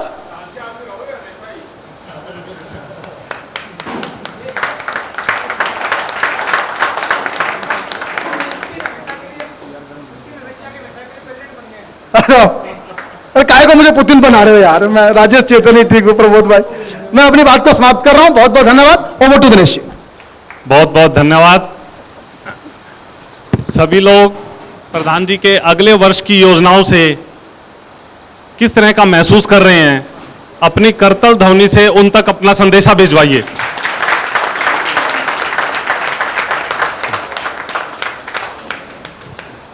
आगामी वर्ष में क्या होना है, उनके पास तो 5 साल का रोड मैप तैयार है, आपको 1 साल का बताया जा रहा है, क्योंकि 1 साल का ही अनाउंस करना है।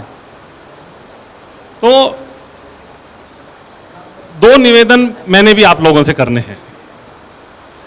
17 सेवा समितियां काम कर रही हैं, जिसमें से कुछ सेवा समितियां ऐसी होती हैं कि जो किसी समय पे एक्टिव होती हैं, रेगुलर एक्टिव नहीं होती। लेकिन कुछ समितियों को सिर्फ सदस्य ही चला सकते हैं, आप लोग ही चला सकते हो। अगर आप उसमें एक्टिवली योगदान देंगे तो ही वो चलेंगी। उन संयोजकों की अपील पे मैं आप तक ये संदेशा दे रहा हूं कि कुछ समितियां आप लोगों से योगदान की अपील करती है। सबसे पहली है अंगदान नेत्रदान। इसके जितने ज़्यादा से ज़्यादा फार्म आप भर सकते हैं, चाहे वो सदस्य भिवानी का है या कहीं का भी है, इस समिति तक पहुंचाइए। ये एक बहुत बड़ा काम है। 2 दिन पहले केबीसी जो कोविड के टाइम शुरू हुई है, उसमें भी कर्मवीर जो सीरियल आया था एपिसोड, उसमें इसी बात पे फोकस था कि नेत्रदान देहदान वाला काम जो है बहुत इंपॉर्टेंट है अपने देश में। तो इस समिति की तरफ से अपील आपको करता हूं कि इसके फार्म भर के नथुराम जी तक या कार्यालय तक आप जरूर भिजवाइए।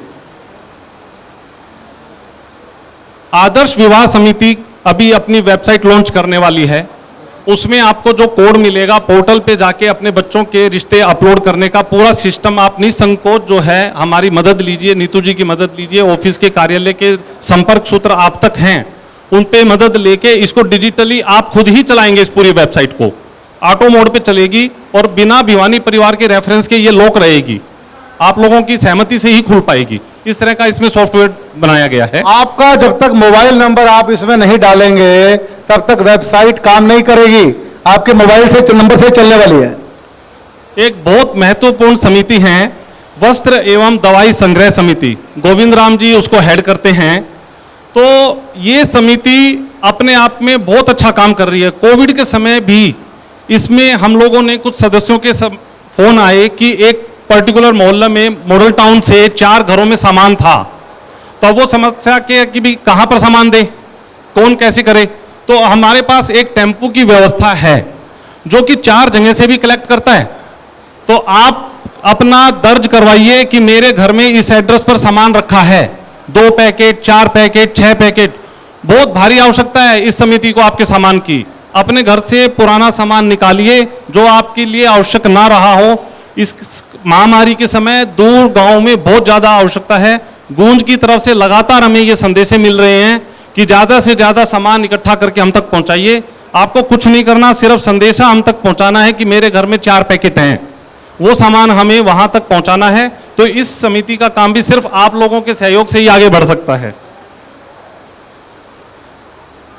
हमारा बुक बैंक समिति के बारे में प्रधान जी ने बताया, जितनी पुस्तकें आप अपने तरफ से इकट्ठा कर सकते हैं वो पहुंचाइए और जरूरतमंद को वहां तक पहुंचाइए जिससे वो ले जाए।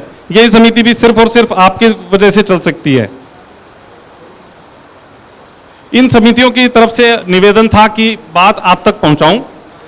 अगला विषय हमारे पास है, हमारे उपस्थित सदस्यों के मध्य में दिमाग में कोई भी सवाल है तो वो आप स्वतंत्र हैं पूछने के लिए। कोई मुद्दा है उठाने के लिए, कोई सलाह है वो देने के लिए, वो आप अपना हाथ उठाएंगे, आपको माइक मिलेगा। प्रधान जी की आज्ञा से आप अपनी बात इस एरिया में निसंकोच रूप से रखिए, बेबाक रूप से रखिए। कोई कमी हमारी तरफ से अगर है तो बिल्कुल निसंकोच रूप से आप बताइए। सुधार करना ही सबसे बड़ी प्रायोरिटी है। कमी आप बताएंगे तो हमें यह लगेगा कि आप हमें नजदीक से देख रहे हैं तभी कमी बता रहे हैं, तो और भी अच्छा प्रयास करेंगे कि जिससे कोई भविष्य में कमी ना रहे। तो हाउस ओपन है, प्लीज आप कंट्रीब्यूट करिए। किसी तरह की कोई हमारी निंदा है तो जरूर करिए, और कोई सुझाव देना है तो आगे आके दीजिए, जरूर से दीजिए। केवल निंदा मत करना भैया अब निंदा में लग जाओ चलिए, जिसको बोलना हो बोलिए। पीछे माइक दे दो, मनीष भैया खड़े हो एक बारी, जो माइक मांगा हाथ उठाए, माइक दे दो। कोई सुझाव देना है, कोई राय मशवरा है। और बजरंग भाई को तो बजरंग भाई कुछ बोलेंगे। हाँ बोलिए भाई साहब। बोलो सीए साहब।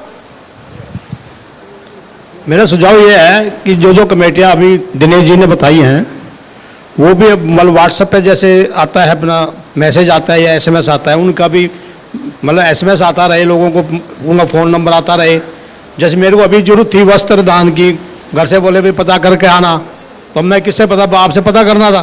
तो अगर वो आता रहता बीच बीच में, व्हाट्सएप आते रहते हैं। बुक्स दान है वो ये मेरे पड़ोस में ही है, फैज रोड, मेरा ऑफिस वहीं पर ही है। तो मैंने एक बार देखा भी था, लेकिन मुझे नहीं पता था कि हमारे परिवार वाले चला रहे हैं। तो ये मतलब व्हाट्सएप के से जरूर जो और भी कमेटी हो तो उसका मतलब विवरण आता रहना चाहिए। इसमें बसंत जी मैं एक बात कहना चाहता हूं, आप सब एक बात, आपका एक नया नाम आज है eBhiwani.com।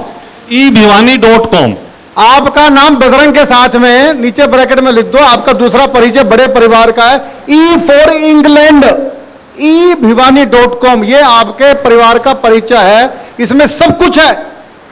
और प्रमोद भाई डेली अपडेट करते हैं, बोले आज किसका जन्मदिन है ये भी उस पर लिखा है, मेरे को विश कर सकते हो आप वहां से। एनिवर्सरी डेली की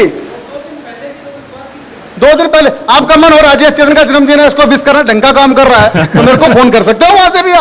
आप गूगल पे सिर्फ eBhiwani लिखेंगे, वेबसाइट आ जाएगी सामने, उसमें सारे परिचय सामने आ जाए।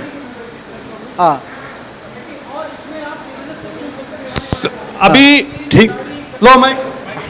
भाई एक्चुअली ये हुआ ना, जब तक आदमी इसको यूज नहीं करता है वेबसाइट को, पता नहीं लगता। हाँ। अब तक यूज नहीं किया ना, अभी पता होता तो एकदम यूज हो जैसे जाता है। गूगल पे अपन कुछ भी चीज सर्च करते हैं तो सिर्फ ई भिवानी लिखिए, सारी सामान आ जाएगा उसमें। नहीं, अब और पता हमारा लगे ना, जो आगे से जो भी पता करना हो तो ये ऑफिस भिवानी का को- जो मोबाइल नंबर है वो भिवानी परिवार के नाम से सेव कर लीजिए, तो भी आपको हर चीज की कभी भी आवश्यकता हो वो मिल जाएगी। Thank you. हाँ, मैं थोड़ा सा ऐड करना चाहूंगा कि अपना जो साइट है www.ebhiwani.com, इसमें एक तो भिवानी परिवार का पूरा परिचय है, वर्ष भर के कार्यक्रम, जो साल भर का हमारा कैलेंडर बनता है चिंतन बैठक में दिसंबर में, उसकी पूरी जानकारी, उसका संयोजक कौन है उसकी भी जानकारी रहती है। इसके अलावा जितने भी मेंबर्स हैं उनकी एक डायरेक्टरी है, उनको आप नाम से, एरिया से, बिजनेस टाइप से सर्च कर सकते हैं। और मुख्य जो प्रोग्राम हुए हैं उनके फोटो वीडियो भी उपलब्ध हैं।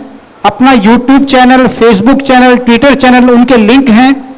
और संपर्क अगर करना है, अपना कार्यालय है, रजिस्टर्ड ऑफिस है, प्रशासनिक ऑफिस है, कहाँ संपर्क करना वो सारी जानकारी है। और जितनी भी समितियां दिनेश भाई ने बताई उनके भी संयोजक के नंबर है उसके पास। और कोविड में भी हमने जो भी मदद की या जो कलेक्शन हुआ वो जानकारी भी उपलब्ध कराई गई है। और समय समय पे इसको अपडेट करते रहते हैं, आप जरूर विजिट करें। और यदि संभव हुआ तो बहुत जल्दी हम इसका एक एंड्रॉइड वर्जन जो ऐप है वो बना रहे हैं, उससे शायद और आसानी हो जाएगी। बजरंग भैया, आपने खोजना है साड़ी खरीदनी है, कितने साड़ी वाले हैं? आप लिखो साड़ी, जितने साड़ी बेचने वाले हैं, सारे सामने आ जाएंगे आपके। इससे फालतू क्या करें बताओ? मकान शिफ्ट करना लिखो ट्रांसपोर्ट, रमेश जी ऊपर आ जाएंगे, मकान शिफ्ट करा लो भाई। और बताओ क्या करें? अभी आपको जैसे ये मैट्रिमोनियल की साइट अभी लॉन्च होगी, इसके साथ आपको एक एडिशनल सूचना देता हूं। वैसे ये काम हमारे प्रधान जी करते हैं प्रमोशन वाला। आपको सूचना देता हूं कि जैसे ही मैट्रिमोनियल की साइट पूरी तरह से लॉन्च हो जाएगी, विधिवत रूप से पोर्टल पे होस्ट हो जाएगी, उसके बाद इसमें आप लोगों से मांगे जाएंगे विज्ञापन। आपको अगर मैट्रिमोनियल के रिलेटेड कोई विज्ञापन देना है, हमारे बहुत सारे सदस्य जो हैं उससे संबंधित व्यवसाय करते हैं, तो वो भी एक विज्ञापन का पोर्टल भी हमारे ebhiwani.com पे आने वाला है। तो आप अपने व्यापार का विज्ञापन भी अपने भिवानी पोर्टल पे देंगे तो अपने सदस्यों के बीच में आपकी जानकारी सब सदस्यों तक पहुंचेगी कि आप क्या व्यवसाय करते हैं। तो ebhiwani को आप बिल्कुल हमेशा याद रखिए। ये वेबसाइट अब आने वाले कुछ दिनों में बहुत विस्तृत रूप लेने वाली है। ये सब कोविड की देन है कि प्रमोद जी का एक ख्वाब है कि इसके ऊपर भिवानी के किसी भी व्यक्ति को कुछ भी चाहिए, मदद चाहिए, व्यापार चाहिए, रिश्ते नाते चाहिए, नौकरी चाहिए, कुछ भी चाहिए, सब कुछ ही भिवानी पे मिलेगा। इस हिसाब से ही प्रमोद जी ने उसको डिजाइन किया है शुरू से। तो मेरा निवेदन है कि उसको याद रखिए, हर तरह की मदद और जानकारी आपको उस पर मिलेगी। एक मिनट के लिए इसमें एक बात जोड़ना चाहता हूं। हंसराज रलन कहाँ बैठे हैं? अभी बाहर तक अच्छा, हंसराज रलन जी यहीं बैठे थे, अभी आ जाएंगे। सोनोटेक कंपनी के मालिक हैं। 20 करोड़ लोग उनके चैनल को फॉलो करते हैं, 20 करोड़। और उन्होंने अभी काम अद्भुत किया है, ज्ञान गंगा करके उन्होंने एक नया चैनल बनाया बीपीएमएस के लिए, ज्ञान गंगा सोनोटेक, ज्ञान गंगा सोनोटेक। जाके देखना, जितने भी ऑनलाइन सेमिनार वेबिनार हम लोगों ने किए, सारे के सारे उन्होंने उस पर अपलोड कर दिए हैं, वहां जाके सुन सकते हैं दोबारा से। ये भी हम लोगों ने कर दिया है।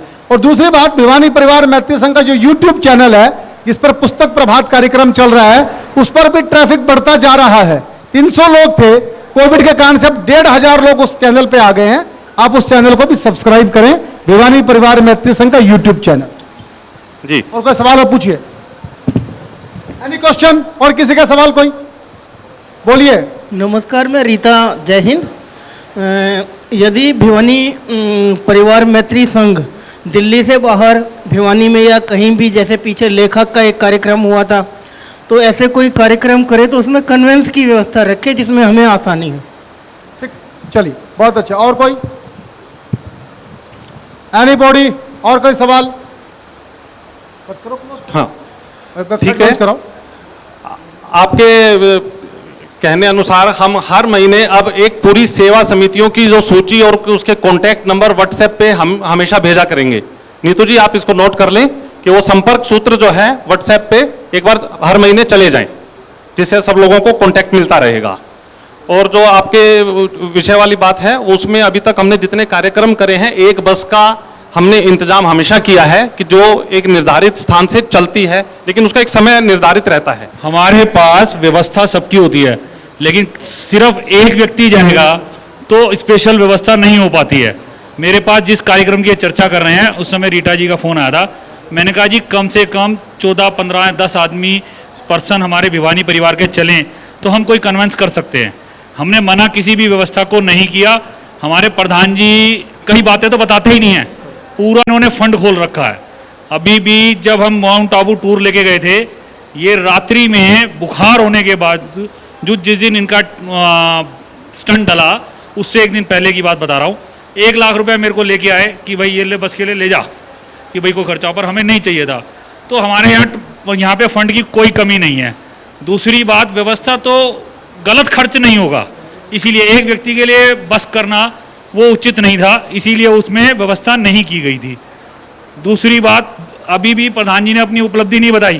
पूरे एग्जीक्यूटिव को कोविड के समय डिजिटली कैसे काम करना, ऑनलाइन कैसे काम करना, ये ट्रेनिंग दी गई पूरी। 2 घंटे रोज की ट्रेनिंग हमें दी इन्होंने। बहुत अच्छा। अच्छा, प्रधान जी की तारीफ में ताली इतनी बजाओगे आप लोग यार, कमाल हो गए हो यार आप लोग ओके साथियों, मैं हमारे बीच में हम कुछ बुके रखे हुए हैं, इनका उपयोग नहीं हुआ अभी तक, ये लाए हैं तो इसका उपयोग भी होना चाहिए। तो मैं प्रार्थना करता हूं सबसे पहले विनय सिंगल जी से, वो आए एक बुके लें और हमारे सुरेश बिंदल जी को आप एक बुके से सम्मानित करें।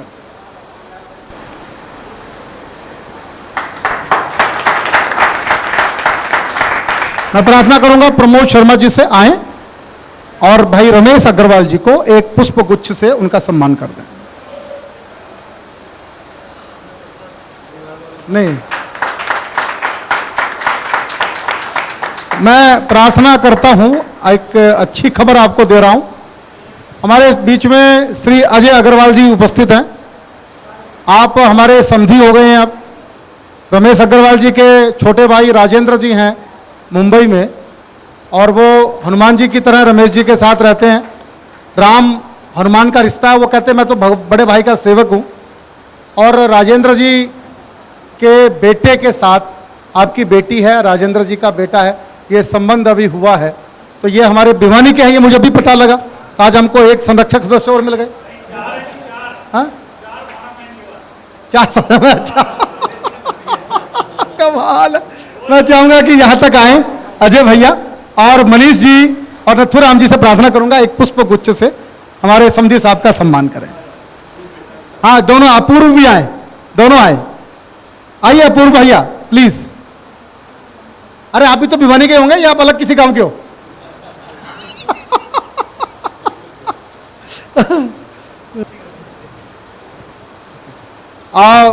एक अतिथि मैंने और देखा था, सुमन गुप्ता जी आए थे क्या?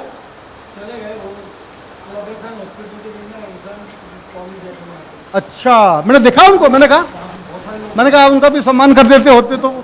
ओके, ऐसे तो कोई यहाँ नहीं बैठे जो हमारे अतिथि हो, मेरे मेंबर नहीं हो, सारे मेंबर ही हैं बाकी तो। साथियों, अब वो शुभ समाचार आ रहा है, गुड न्यूज। हमारी जो विवाह सुझाव समिति है उसके सब लोग आगे आए।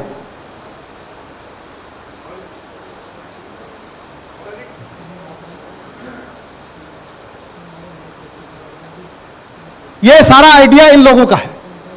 इन्होंने हमको कहा प्रधान जी इतना पैसा चाहिए, पैसा नहीं बताऊंगा बाद में, मुझे हो सकता है माफ ना करो, पर मैंने कहा भिवानी परिवार में पैसे की समस्या कभी नहीं रहती, हम कहीं ना कहीं से स्पॉन्सरशिप ले लेंगे, आप इस काम को आगे बढ़ाओ।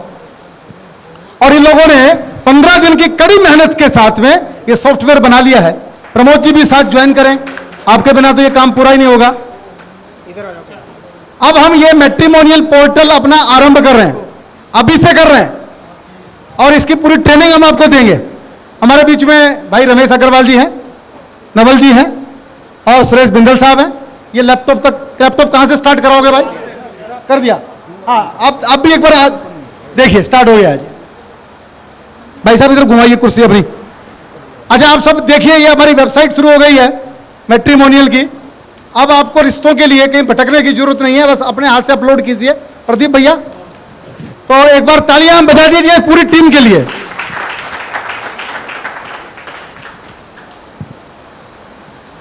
ये आपका पेज है, आपकी eBhiwani.com के ऊपर एक लिंक मिलेगा आपको। बैठिए बैठिए, eBhiwani.com पे एक लिंक मिलेगा और हम आपको कल से पासवर्ड देंगे।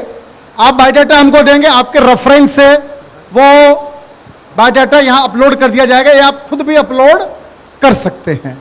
कितने लोग ऐसे हैं जिनके पास 10 से ज्यादा बायोडाटा उनके पास है फाइल में लगे हुए? एक आदमी, 2। आप अपने बायोडाटा हमको भेजिए भाई। प्रीतम भाई, प्रीतम जी है ना, मास्क में समझ में नहीं आ रहे? हाँ ठीक है।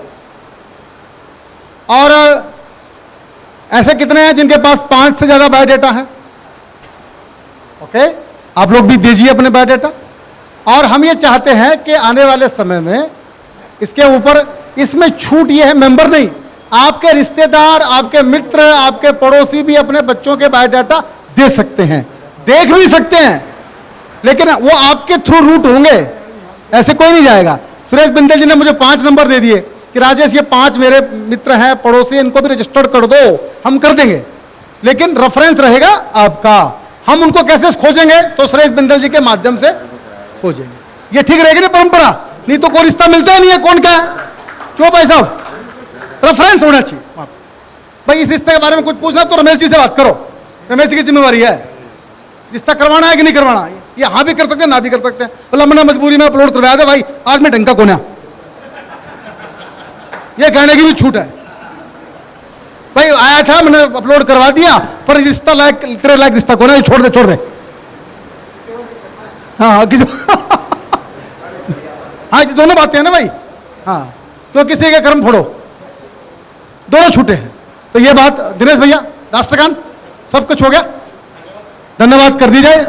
मैं चाहूंगा कि दिनेश भाई, हाँ रमेश जी से 2 मिनट शब्द कहाए जाए, और बिंदल जी भी 2 शब्द कहें। देखिए हमारे बीच में हमारे 2 शख्सियत हैं, और सेवा भारती के अध्यक्ष बनने के बाद रमेश जी उस पहली बार एजीएम में आए, तो मैं चाहूंगा कि वो सेवा भारती के अध्यक्ष के नाते भी जो सेवा के काम हम लोग उनकी प्रेरणा से ही करते हैं, उसके बारे में भी हमको कुछ मार्गदर्शन करें। पहले हम चाहेंगे सुरेश बिंदल जी को सुन लें, फिर समापन करेंगे रमेश अग्रवाल जी। आदरणीय सुरेश बिंदल साहब। आदरणीय अध्यक्ष महोदय, सम्मानित मंच और अति सम्मानित सदन, आज का दिन बड़ा महत्वपूर्ण और ऐतिहासिक दिन है। देश के 2 ऐसे महान विभूतियों का जन्मदिन है जिन्होंने समाज सेवा के क्षेत्र में नए कीर्तिमान स्थापित किए। आप उन सबसे परिचित हैं बहुत अच्छी तरीके से। एक हैं जयप्रकाश नारायण जेपी और एक नानाजी देशमुख नानाजी, दोनों का आज जन्मदिन है। दोनों ऐसे व्यक्ति थे जो देश के किसी भी पद पर रहकर काम कर सकते थे, परंतु उन्होंने राजनीति को छोड़कर समाज सेवा को लिए। नानाजी देशमुख एक ऐसे प्राणी थे जिन्होंने भारतवर्ष में सबसे पहले देहदान, सबसे पहले व्यक्ति थे जो देहदान किया। भिवानी परिवार मैत्री संघ इसकी दिशा में काम कर रहा है, उसके प्रथम पुरुष हमारे नानाजी देशमुख थे। हमारे प्रयोग धर्मी दोनों ही, जयप्रकाश नारायण जी अमेरिका से पढ़कर आए, उन्होंने मार्क्सवाद को पढ़ा और बाद में गांधीवाद तक परिवर्तन करने के अंदर उन्होंने संपूर्ण क्रांति के अंदर बात की, और संपूर्ण क्रांति की परिभाषा करते हुए उन्होंने 7 क्रांतियों की बात की।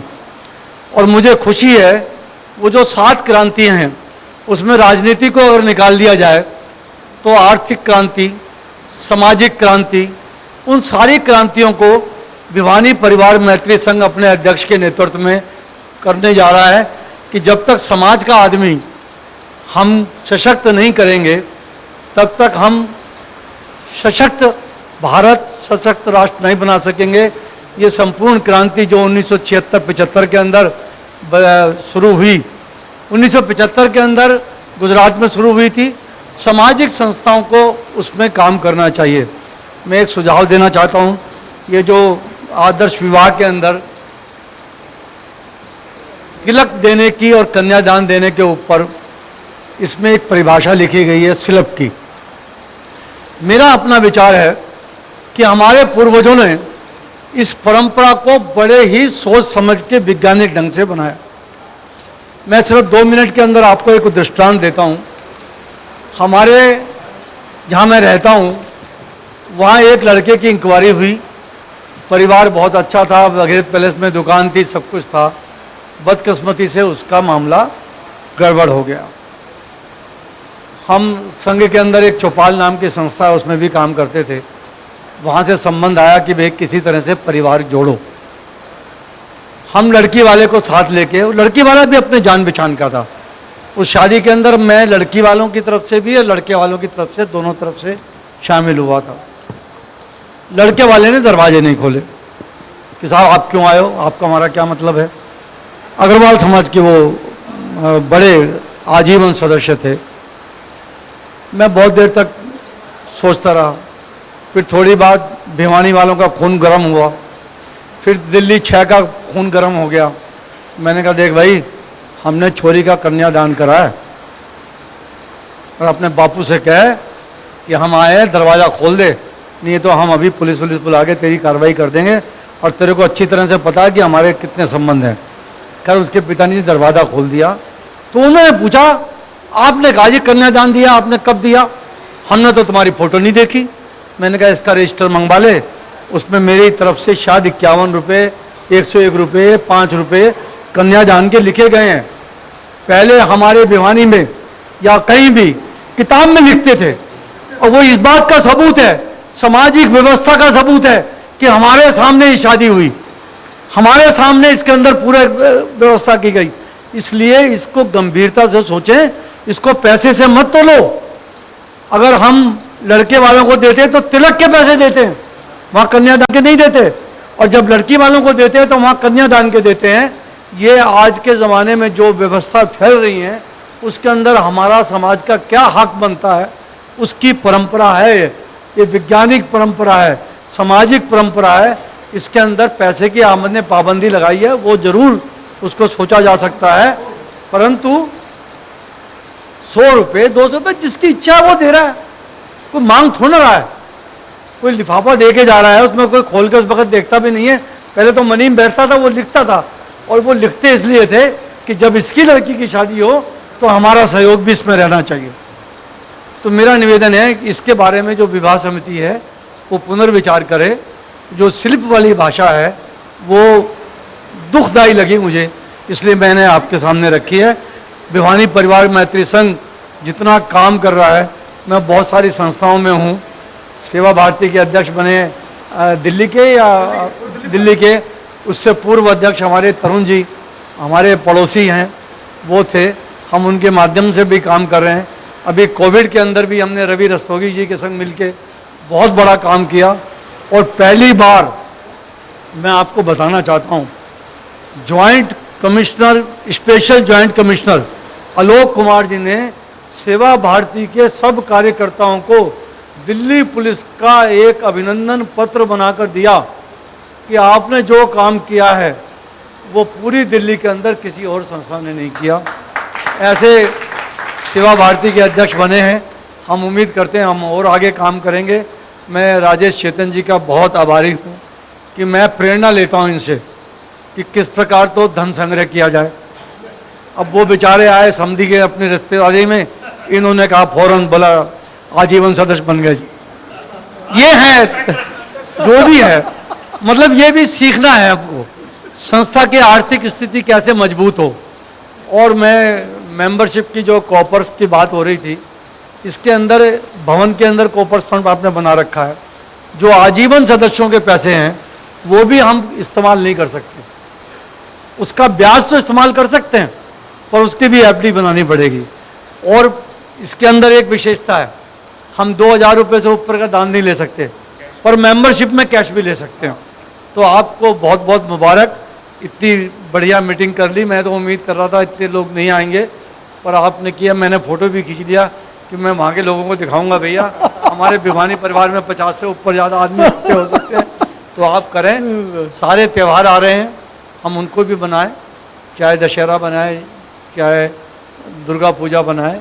मैं बहुत बहुत मुबारक देता हूँ राजेश जी, आज ऐतिहासिक दिन के अंदर आपने मीटिंग की है और मैं उम्मीद करता हूँ 6 महीने जो आपके आगे बढ़े हैं वो रिकॉर्ड काम करने के लिए बढ़े। बहुत अच्छा, बहुत धन्यवाद सुरेश बिंदल साहब।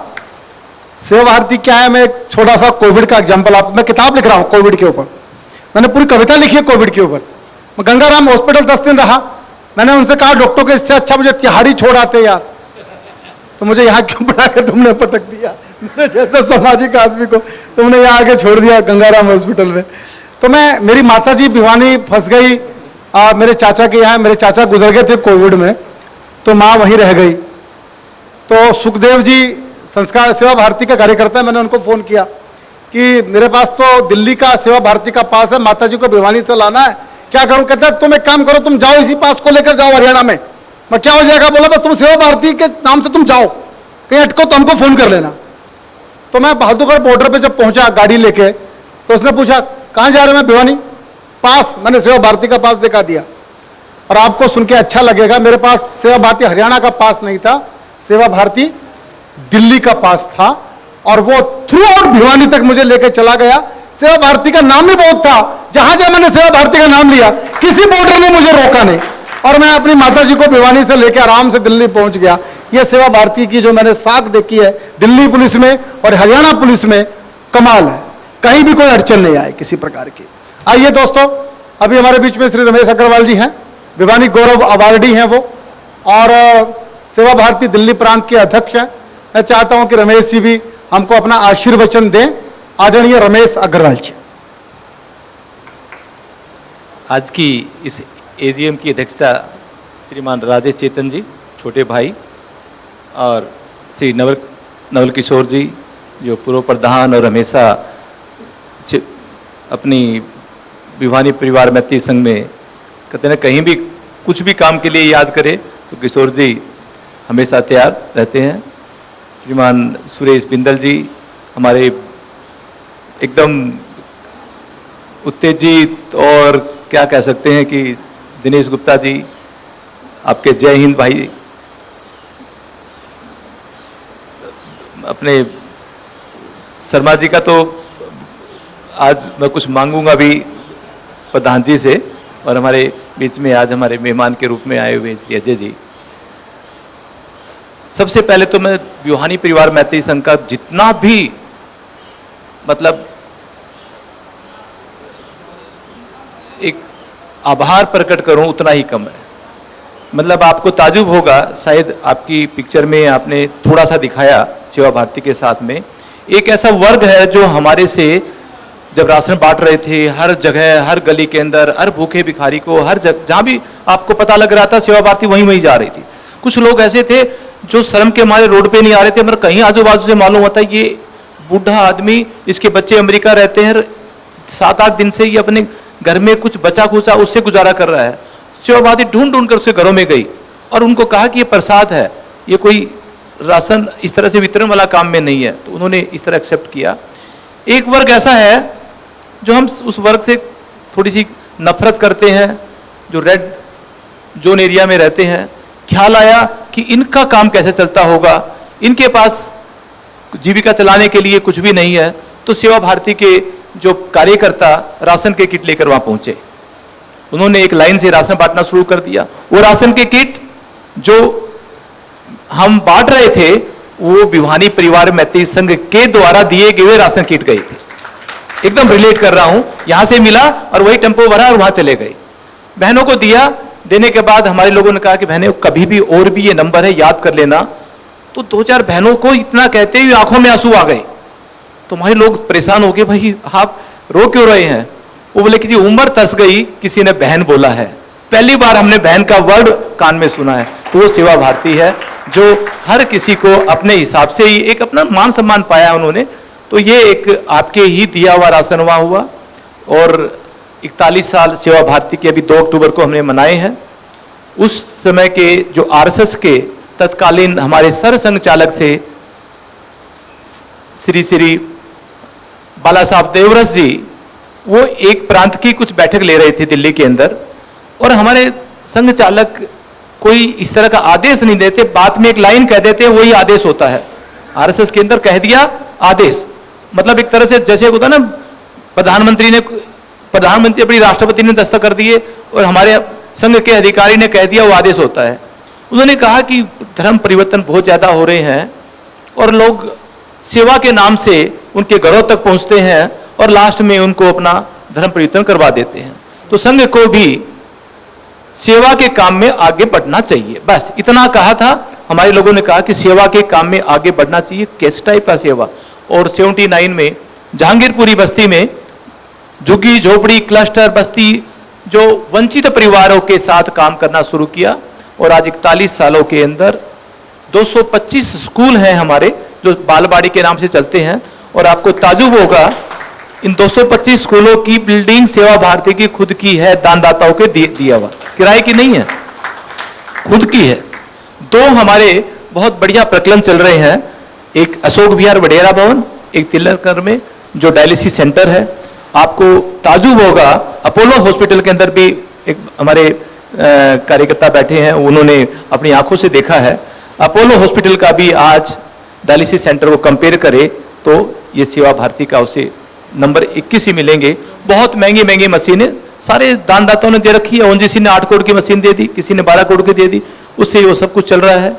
और एक सेवा धाम के नाम से एक स्कूल चल रहा है जमुना पार, 300 बच्चे जिनके किसी की मां नहीं है, किसी का बाप नहीं है, किसी का परिवार नहीं है, और हिंदुस्तान के सभी 29 स्टेटों से वंचित परिवार से आदिवासी बच्चे जो पहली से लेकर वहां पढ़ते हैं, उसके बाद वो अपने दोबारा नेक्स्ट जो बच्चे पढ़ते हैं उनको पढ़ाते हैं। ऐसी एक साइकिल चलती जा रही है। कोविड में जितना भी जो काम किया, तो सेवा भारती का जो अपना एक 4 आयाम पे काम करती है।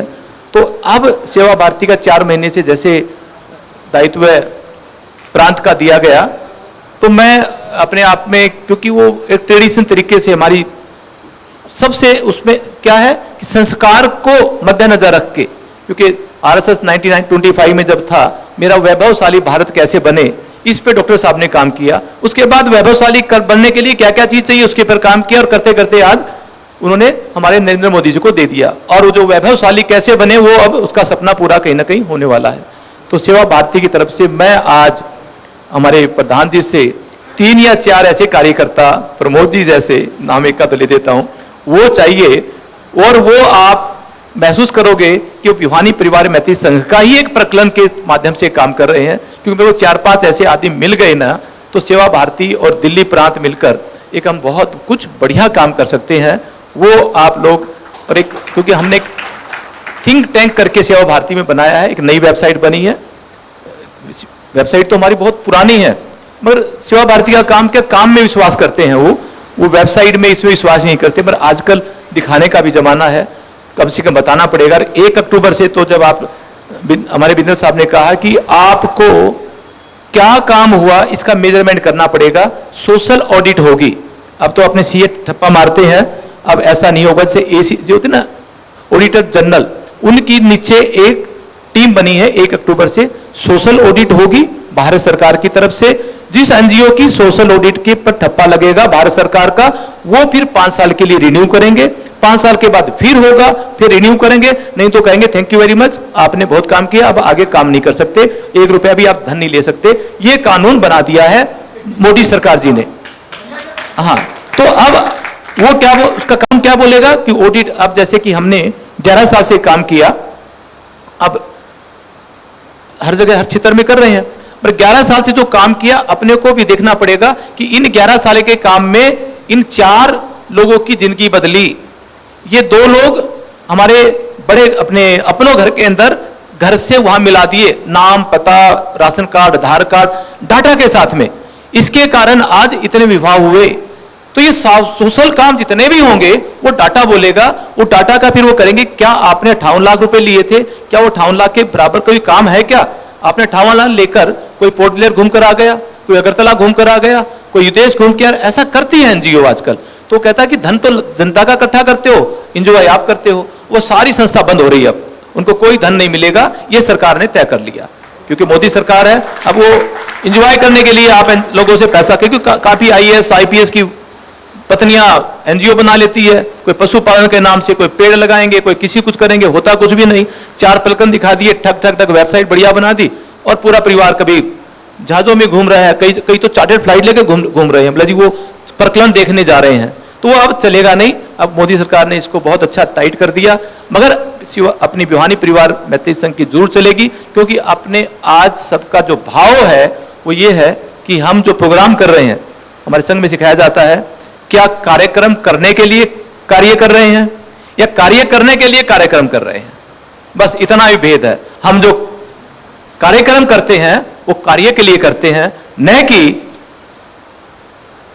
कार्यक्रम कार्य के लिए करते हैं, कार्य के लिए कार्यक्रम नहीं करते, बस इतना ही एक वो है। और 5 मेरे को जरूर आज देंगे, ताकि फिर दोबारा एजीएम में वो काम भी जोड़ा जा सके जो सेवा भारती आपने 5 लोगों के माध्यम से कर। सबको नमस्ते, जय हिंद। रमेश जी ने कहा कि 5 कार्यकर्ता मुझे भिवानी परिवार से चाहिए। एक तो हमने रमेश अग्रवाल जी को दे ही रखा है, 4 और चाहिए। हमने एक तो दे रखा है। दोस्तों, मैं दिनेश गुप्ता जी हमारे बैठे हैं, मैनेजमेंट में बहुत स्किल्ड हैं।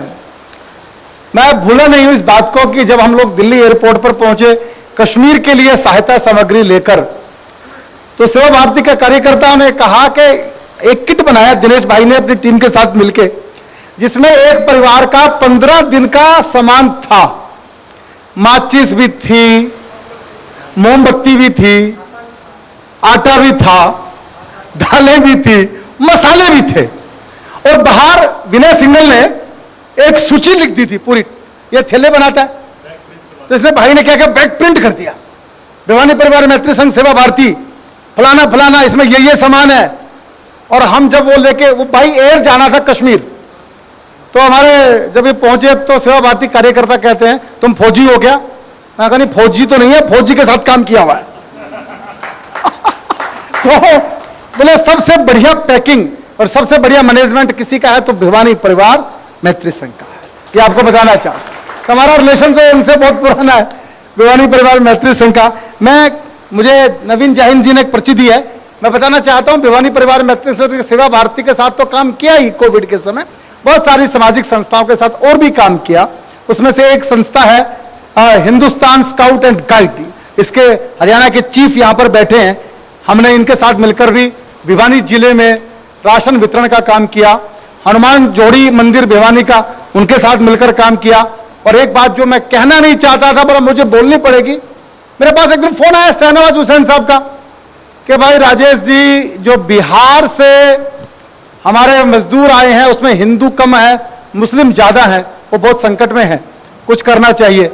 और मैं आपको आज बताना चाहता हूं, उनको बोलना पड़ा एक दिन अपने वेबिनार में कि मेरा अगला जन्म कभी हो धरती पर, मुसलमानों का यहाँ अगले जन्म की परंपरा नहीं है, पर उन्होंने कहा मेरा अगला जन्म हो हिंदू मैथोलॉजी के हिसाब से तो मैं चाहता हूं भिवानी जिले में हो।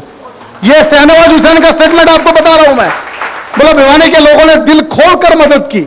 एक दिन फोन आया कि वो हमारे वो रोजे बोलते होंगे ना, रोजे चल रहे हैं राजेश भैया, और उसमें हमको चाहिए, वो उसका भोजन जो होता है उसमें कुछ अलग तरह का वो फल सब्जी वगैरह खाते हैं। तो मैंने कहा चिंता मत करो, वो इंतजाम भी होगा। हमने बिना किसी भेदभाव के हिंदू मुस्लिम का कोई चक्कर नहीं छोड़ा। भिवानी परिवार के हमारे दिनेश भाई के लीडरशिप में कोविड में जितनी मदद हो सकती है, सामने हिंदू है कि मुसलमान है, कोई फर्क नहीं पड़ा, मानवता के नाते से मदद की है। ये मैं बताना चाहता हूं आप लोगों को। साथियों, बातें बहुत हो सकती है, सारी बातें डॉक्यूमेंट्री में 10 मिनट में कहीं भी नहीं जा सकती थी। तो आगे ये सफर 6 महीने का समय आपने और दिया है, बिंदल जी ने कह दिया कि 6 महीने में और काम आगे बढ़ाना है। तो बस ये कह सकता हूं, अगले 6 महीने में और काम आगे बढ़ेगा। आप सबका सहायता, आप सबका सहयोग तो मिलता ही है, और इस काम को आगे बढ़ाएंगे। बस इतना सा निवेदन है। अब हम राष्ट्रगान, धन्यवाद दिनेश भाई, धन्यवाद के बाद राष्ट्रगान होगा। आज इस विशेष परिस्थिति में एजीएम करना नहीं करना, इस विषय पर एग्जीक्यूटिव मीटिंग में बहुत मंथन चला, करनी चाहिए नहीं करनी चाहिए। कोई इतनी बड़ी आफत भी नहीं है कि भी इसके बिना काम ना चले। कोई ये भी कह सकता है कि क्यों इतने लोगों को इकट्ठा कर रहे हो, लेकिन फिर भी जब माहौल इस तरह का हुआ, छूट मिली, तो एजीएम का निर्णय हुआ और सब तक समाचार पहुंचा और इतने व्यवस्थित तरीके से हम लोग यहाँ डिसिप्लिन में आए हैं, इतनी बड़ी संख्या में आए हैं। आज मैं संस्था की तरफ से आप सब लोगों को विशेष रूप से धन्यवाद करता हूँ। बहुत बहुत धन्यवाद कि आप लोग जो है इस तरह से आए। हाँ, गोपाल चंद जी कुछ कहना चाहेंगे, कृपया। मनीष भाई माइक दो। हाँ, माइक दो।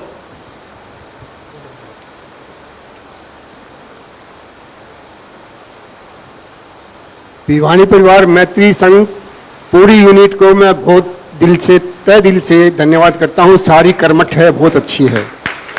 और प्रधान जी और सचिव श्री दिनेश जी, ये किस परिस्थिति में आए हुए हैं आपको जानकारी नहीं होगी। आज दिनेश जी के माताजी और पिताजी दोनों कोविड से और वेदांता में एडमिट हैं और ये आप पर आकर के अपनी पूरी जिम्मेवारी के साथ संभाल रहे हैं, तो मैं इनको और बहुत धन्यवाद देता हूँ।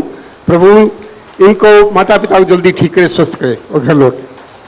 मैं ये बात कहना नहीं चाहता था पर आपने कह दी।